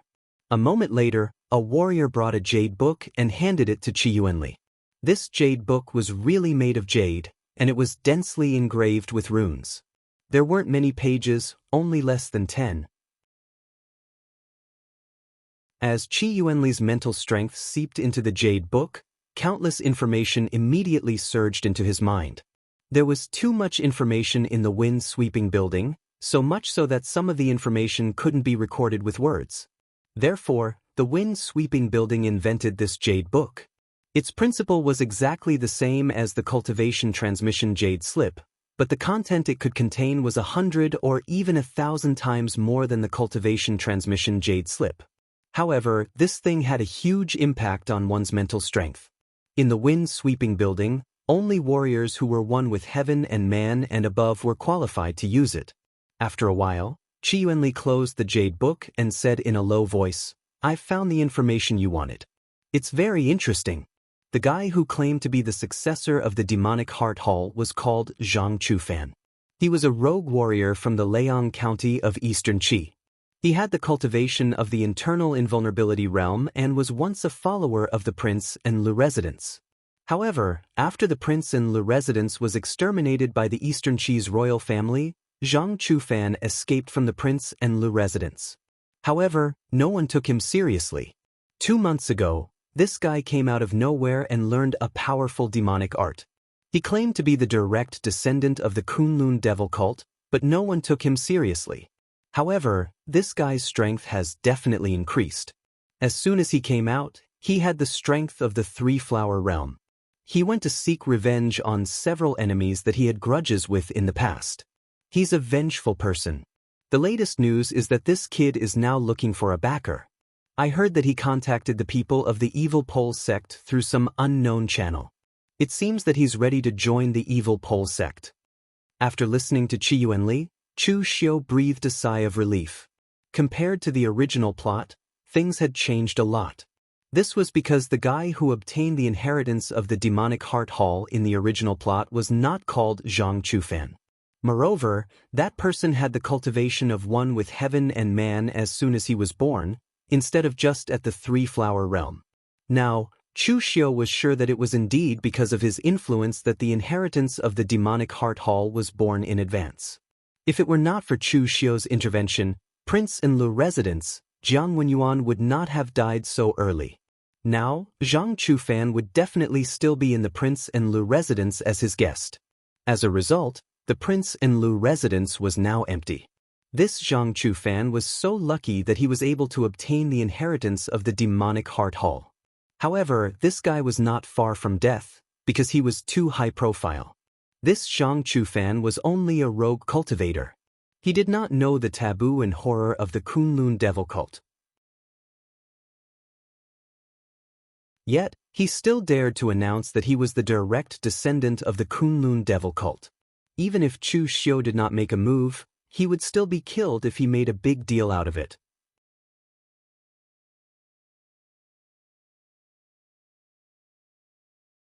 Chapter 423.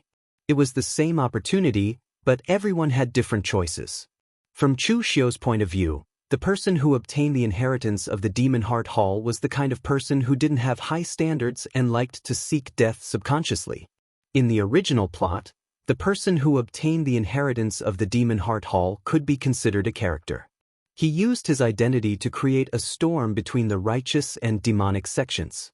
However, this person seemed to be a little too petty.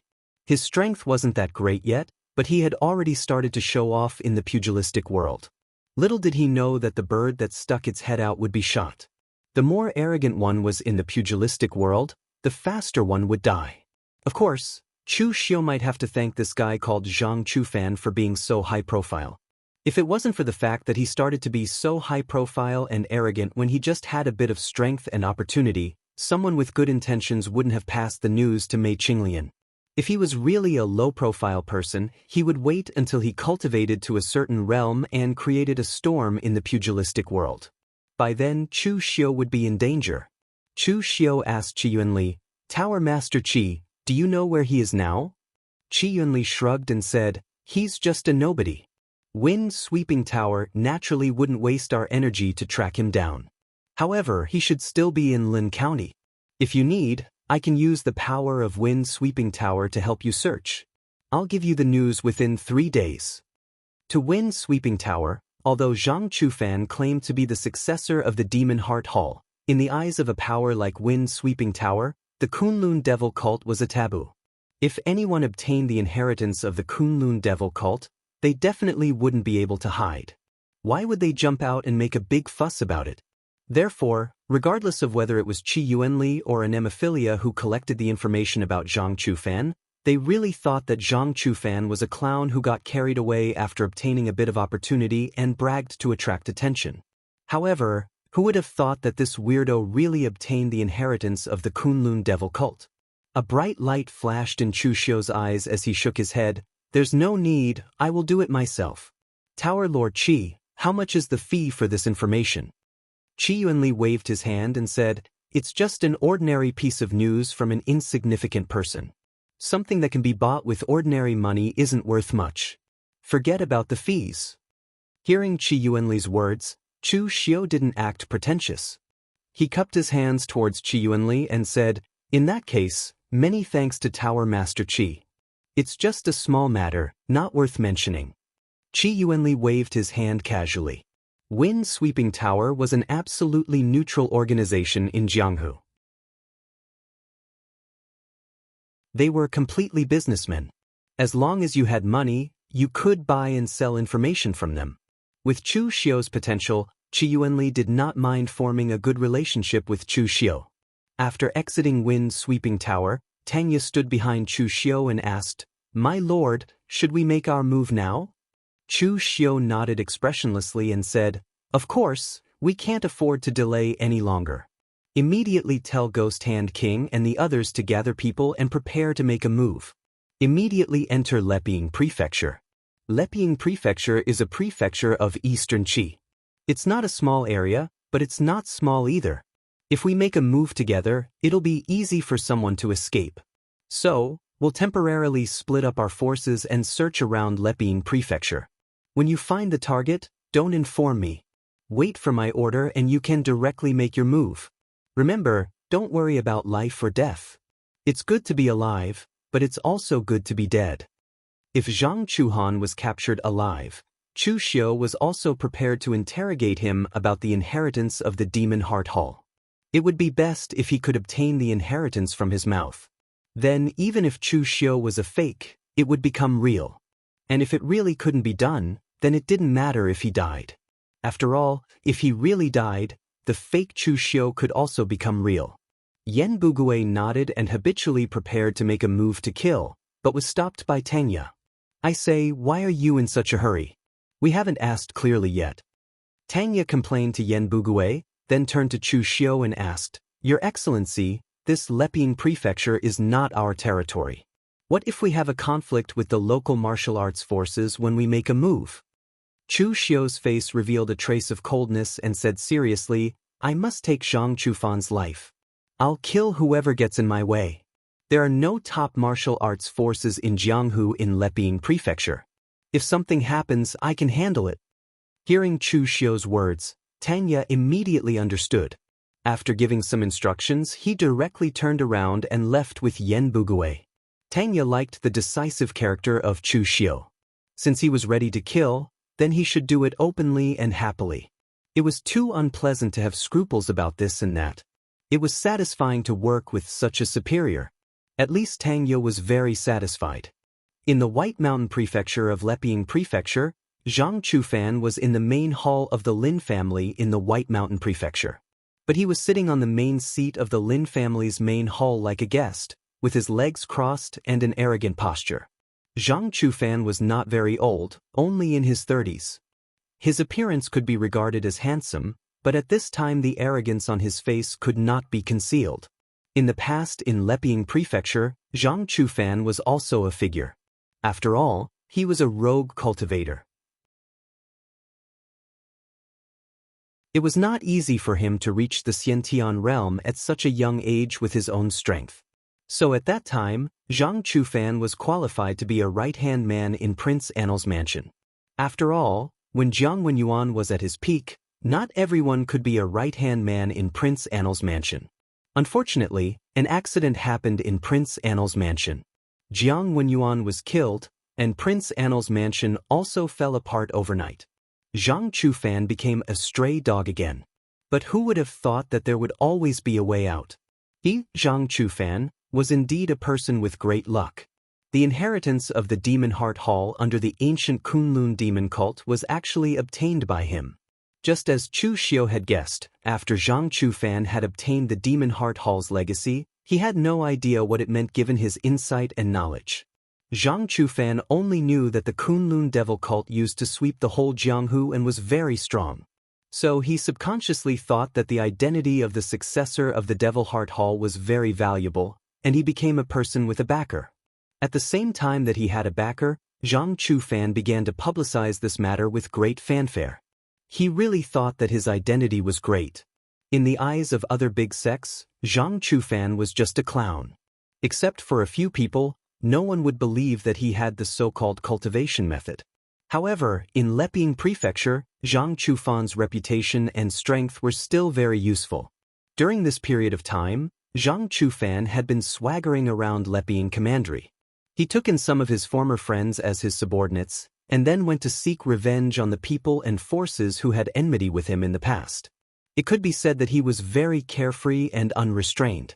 However, those forces did not know whether it was because they really thought that Zhang Chufan was the successor of the Kunlun devil cult, or simply did not want to completely fall out with Zhang Chufan, so they endured it, just like the Lin family now.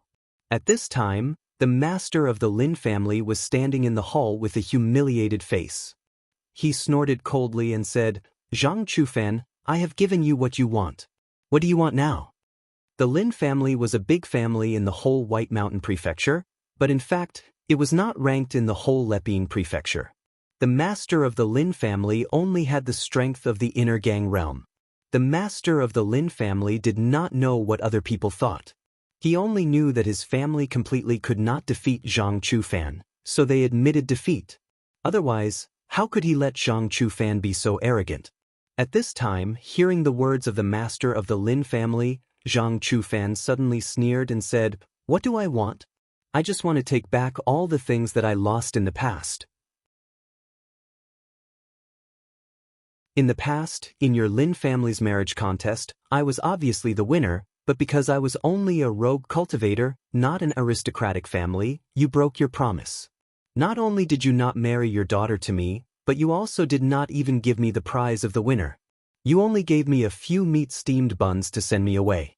Do you really think that I am a beggar? Now that your precious daughter has long been married to an old man, she is already old and yellow.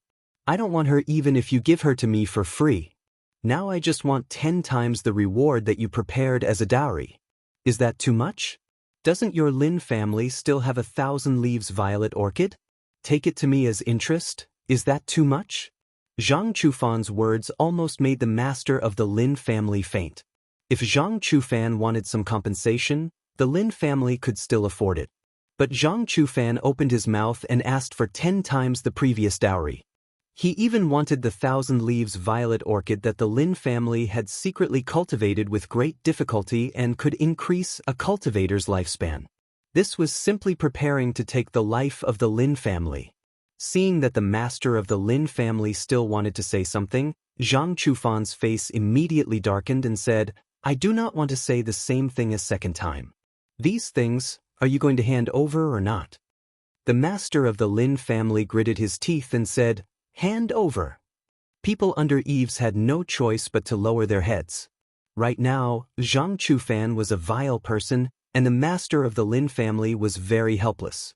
If he did not hand it over, the other party could very well slaughter the Lin family, and he would also have a good excuse.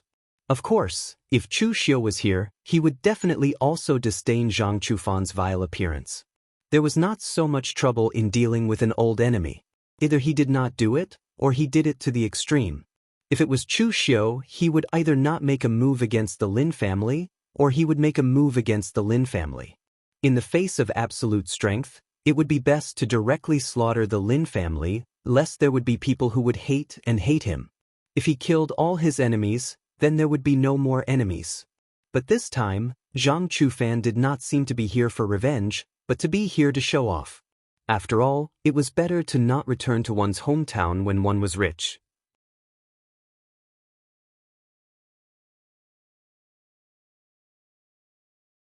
Chapter 424. Looking at the sullen face of the Lin family patriarch, who dared to be angry but did not dare to speak, Zhang Chufan's heart was filled with joy. Ever since he stood out among the group of rogue cultivators when he was young and successfully joined Prince In Li's residence as a guardian, Zhang Chufan knew that he was not an ordinary person. He was different from those guys who could only roll around at the bottom of Jianghu for their entire lives. Sooner or later, he would make a name for himself.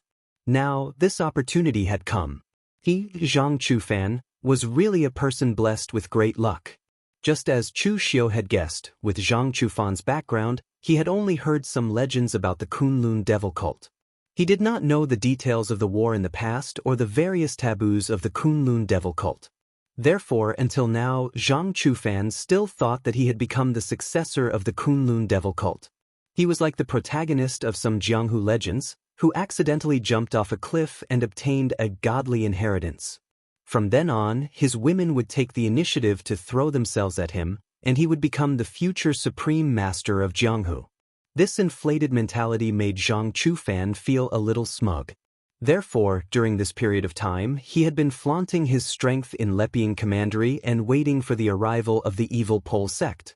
Qi Yuanli's information stated that he was in contact with the evil Pole sect, but in fact, he was not the one who took the initiative to contact the evil Pole sect.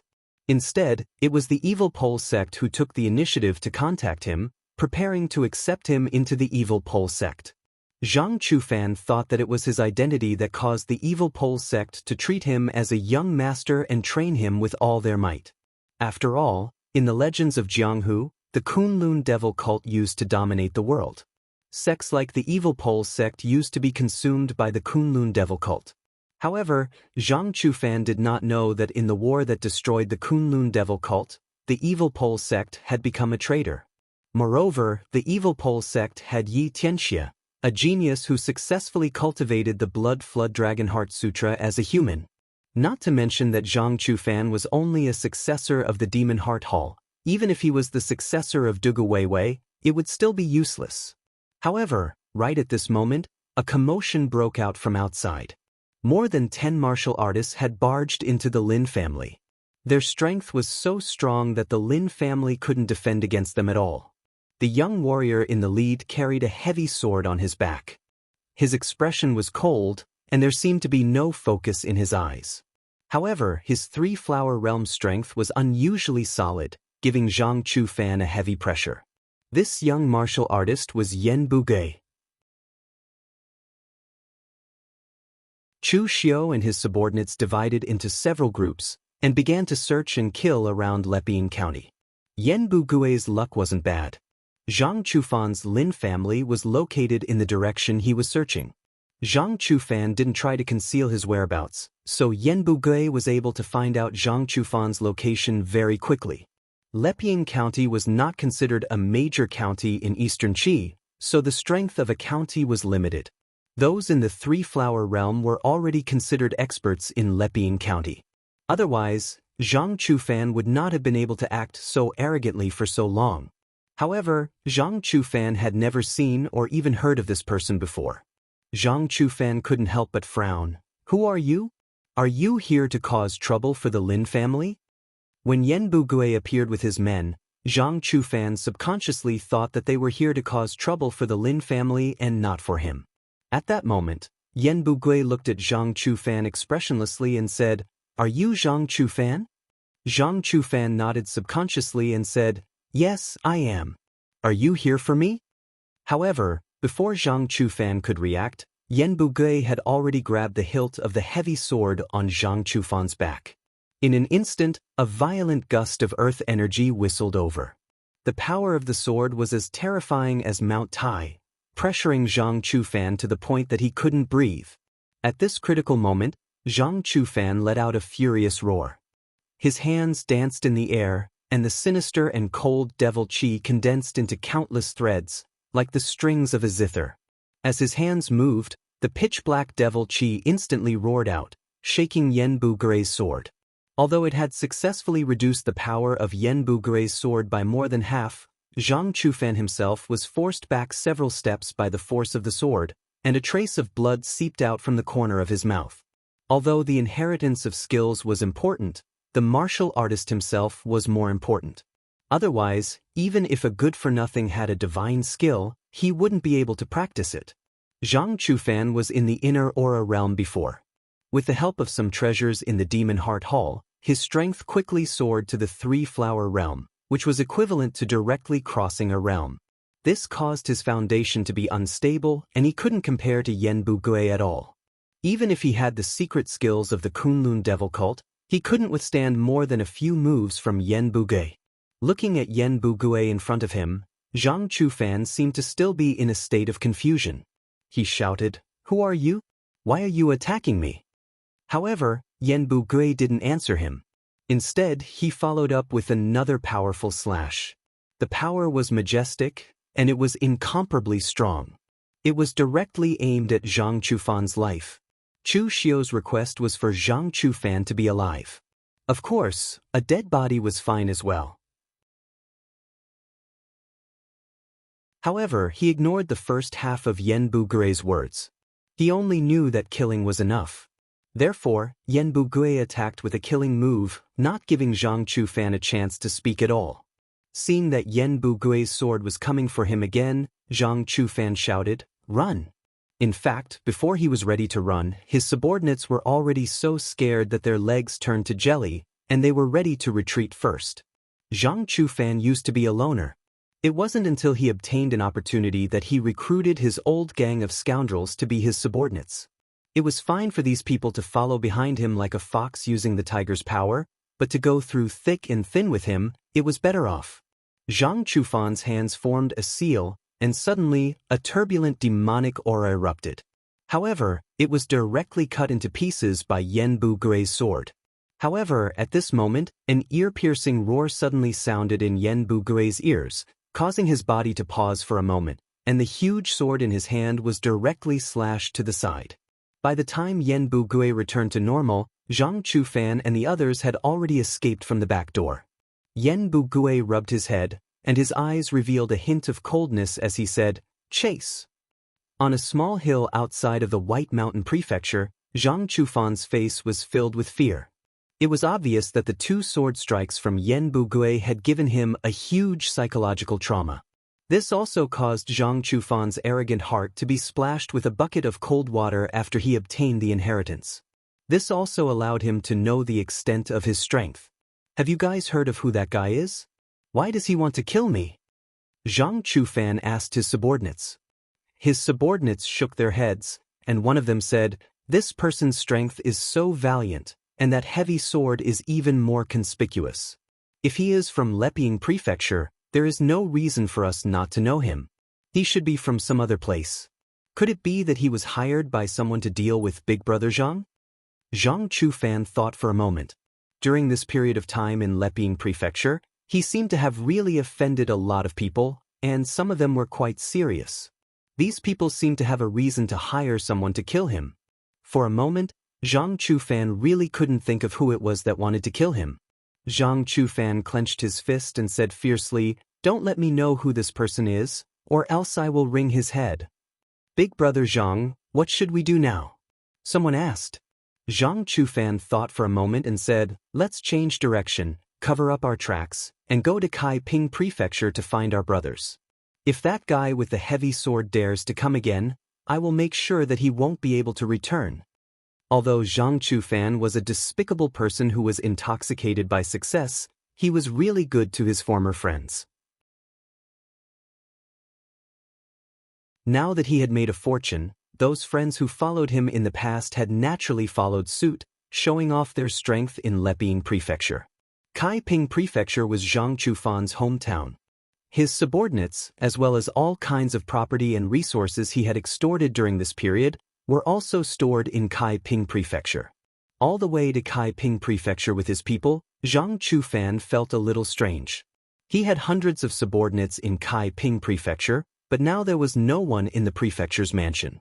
Moreover, when the other warriors in Kaiping Prefecture saw Zhang Chufan, they all had a strange look on their faces. When they saw him, it was as if they had seen some kind of plague, and they all avoided him. Zhang Chufan frowned all the way to his home.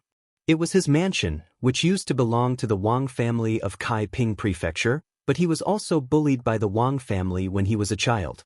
At this time, he forced the Wang family to hand over their family property and mansion, and even directly drove the Wang family out of Kaiping Prefecture. As soon as he came to the door, Zhang Chufan felt that something was wrong, but he still subconsciously opened the door. In an instant, the pungent smell of blood hit his nose.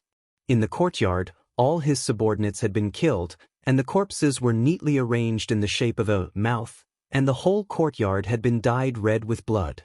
More than a dozen warriors in black stood next to it, and in the center was a young man in a golden robe with a gentle smile on his face. He was still playing with a delicate dragon-tail soul-chasing dart in his hand. When he saw Zhang Chufan, he greeted him, "You're back." Tang Ye's tone was very gentle, as if he was an old friend who had not seen him for a long time and was greeting him. But coupled with the current scene, it made Zhang Chufan feel a chill from the bottom of his heart. Tang Ye was much smarter than Yen Bugui. He was not like Yen Bugui, who only sent people to search honestly. Tang Ye directly inquired about the location of Zhang Chufan's lair, and then brought people to slaughter Zhang Chufan's lair, and then waited here. Although he was waiting for a rabbit to come to him, but the chance of waiting was still very high, and now it seemed that it was really so. Of course, Tang Ye's action in the eyes of his subordinates was purely because their master was slacking off, and was too lazy to run back and forth looking for people. Tang Ye and his men had slaughtered hundreds of people in a row. In broad daylight, it was impossible for the people in Kaiping Prefecture not to notice, but they did not even send a message to Zhang Chufan. One could imagine how bad Zhang Chufan's reputation in his hometown was. Of course, it was also possible that these people were frightened by Tang Ye's methods and did not dare to send a message.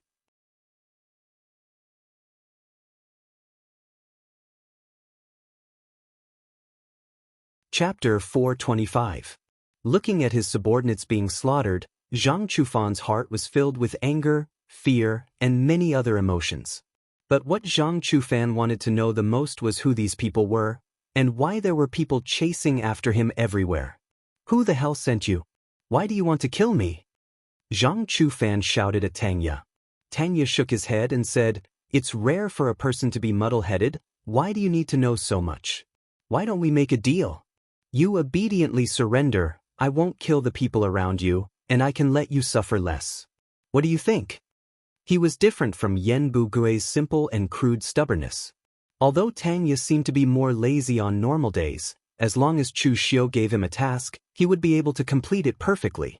For example, this time, although Chu Xiu said it didn't matter if Zhang Chufan was dead or alive, but he said it was better to live, so Tang Ye was prepared to capture him alive and complete the task perfectly. Zhang Chufan gritted his teeth, and his figure quickly fled outside.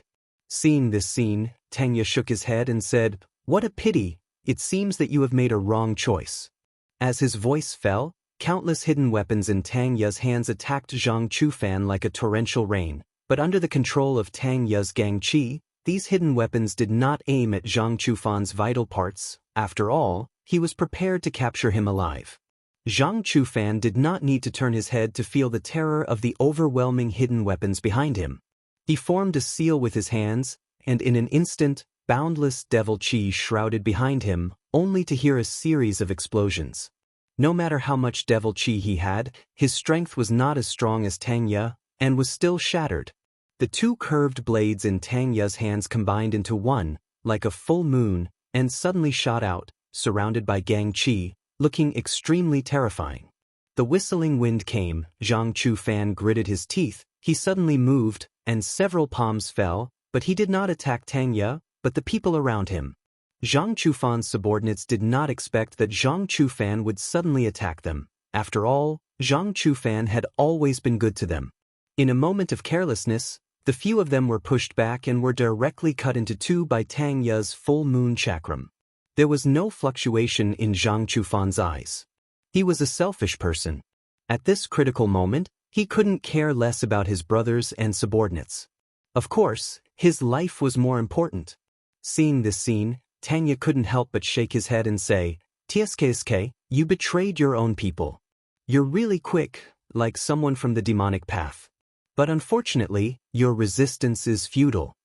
As soon as he finished speaking, Tanya's figure became like a willow catkin as he moved against the wind.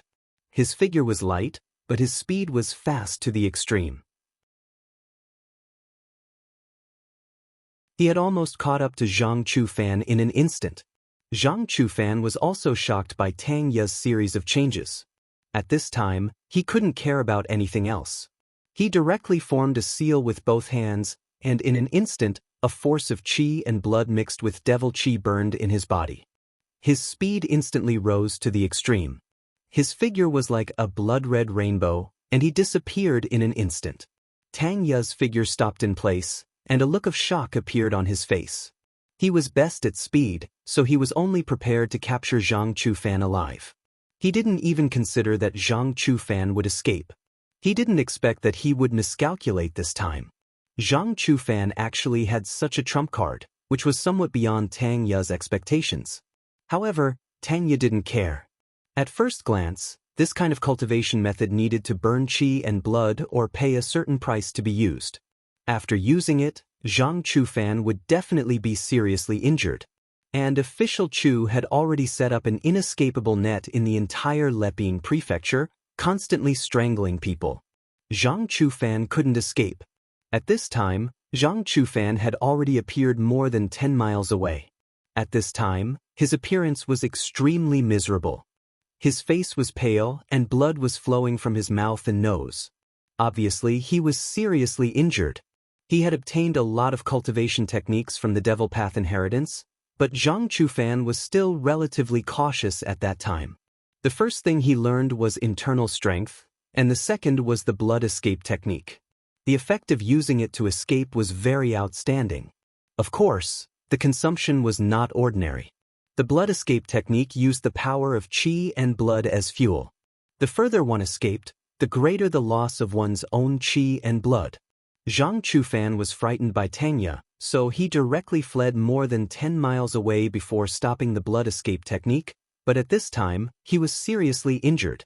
Taking out a few medicinal pills and throwing them into his mouth to refine, Zhang Chufan's complexion slightly improved. These medicinal pills were also found in the demonic inheritance, and they were all high-quality products with wonderful effects. However, at this time, Zhang Chufan was also thinking about who was trying to kill him. He was not an idiot. Naturally, he could see that the heavy sword user and the concealed weapon user were basically a group of people, and they were all targeting him. Previously, Zhang Chufan thought that these people had offended some force and were hired by them to kill him, but then Zhang Chufan felt that something was wrong.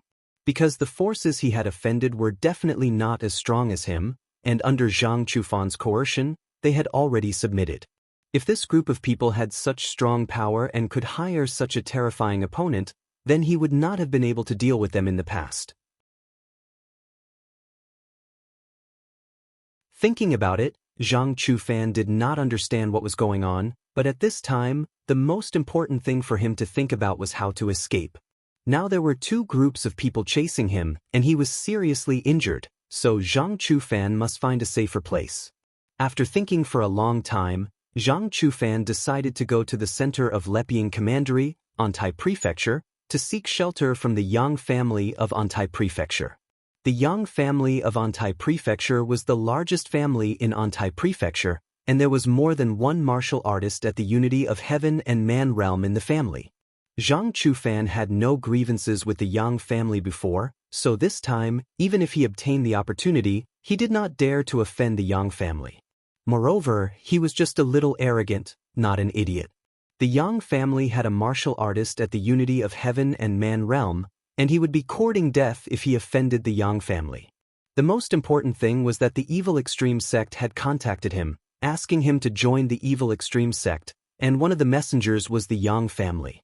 It was said that although the Yang family was not a demonic path, one of their disciples had become an inner sect disciple of the Evil Extreme sect, and it was because of this relationship that the Yang family would send messages for the evil extreme sect. From Zhang Chufan's point of view, he was already prepared to join the extreme evil sect.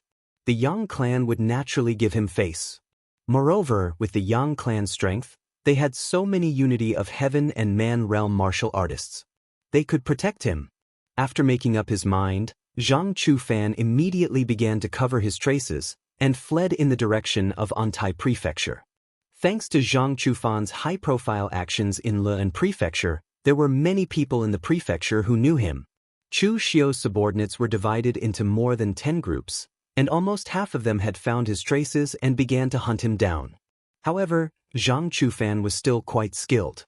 For example, the Wolf King, the Fire Slave, and the others had also found his traces, but he had used various methods to avoid them. Of course, this was mainly due to the inheritance that Zhang Chufan had obtained. It was the inheritance left behind by a hall master of the Kunlun devil cult, and there were many strange things in it, as well as some external objects and trump cards. Otherwise, Zhang Chufan would not have survived until he reached Antai Prefecture. In a small town about 5 kilometers away from Antai Prefecture, Zhang Chufan wore a black bandana and mask on his face, but underneath it his face was frighteningly pale. Seeing that he was about to reach Antai Prefecture, Zhang Chufan let out a sigh of relief. Zhang Chufan had not had a good rest for the past few days, and now that he was about to reach Antai Prefecture, Zhang Chufan naturally could not slack off. He only planned to buy some dry rations to fill his stomach and then immediately set off. For Zhang Chufan, this pursuit was not without its benefits. Although Zhang Chufan was a loose cultivator, his experience was relatively smooth. When he was young, he displayed talent that far surpassed that of a loose cultivator of the same age. Although he could not compare to those cultivators from large sects and aristocratic families, he was still successfully selected to become a guest of Prince Anil Palace. Later, when Prince Anil Palace was destroyed, he fled in a panic, but accidentally obtained the inheritance of the Kunlun devil cult's Demon Heart Hall. As long as he did not seek death, he would have a place in Jianghu in the future. But in the end, he was still a nobody, and his vision was limited. So, as soon as he obtained this little bit of success, he began to become arrogant. He even dared to publicly proclaim that he was the successor of the Kunlun devil cult, and did not know the immensity of heaven and earth. And this series of pursuits had poured a few buckets of cold water over Zhang Chufan's head, finally waking him up. He now knew exactly how strong he was, and what it meant by, "There is always someone better than you out there." Zhang Chufan even swore to himself that once he arrived at Antai Prefecture, obtained the protection of the Yang family, and joined the evil Pole sect, he would definitely keep a low profile for a period of time. He would concentrate on digesting the inheritance he had obtained before coming out of seclusion. In the future, he would not be so ostentatious, and would have to be as careful as if he was walking on thin ice. With this thought in mind, Zhang Chufan walked up to the only stall on the street that sold steamed buns, and said in a hoarse voice, "Give me 10 steamed buns." The young stall seller smiled and said, "Sir, do you want element steamed bun or meat steamed bun?" Zhang Chufan said in a low voice, "Meat." The stall seller quickly picked up 10 meat steamed buns for Zhang Chufan, wrapped them in toilet paper, and handed them over. Zhang Chufan directly threw out a silver fragment and said, "Take the rest as a tip, keep the change." The stall seller hurriedly smiled and said, "Thank you, young master." Zhang Chufan subconsciously picked up the meat steamed bun, preparing to eat it as he hurried along, but then he felt that something was wrong. After being chased for so many days, Zhang Chufan had developed a somewhat suspicious and cautious personality. This steamed bun vendor was only selling one steamed bun for 3 copper coins. She could buy all of the steamed buns in his stall with a single piece of silver. However, this guy didn't seem to care at all after receiving the silver and casually threw it into the box. Instead, he was paying attention to her all this time. Zhang Chufan's expression changed slightly, and he involuntarily put down the meat steamed bun that was about to enter his mouth. Meanwhile, the smile on the stall seller's face gradually disappeared, and his expression became strange. Young Master Zhang, why aren't you eating? Is my meat steamed bun not good enough? You're tuning in to the Han Li's Immortal Journey YouTube channel. Don't forget to subscribe and join us on this journey to catch the most captivating stories.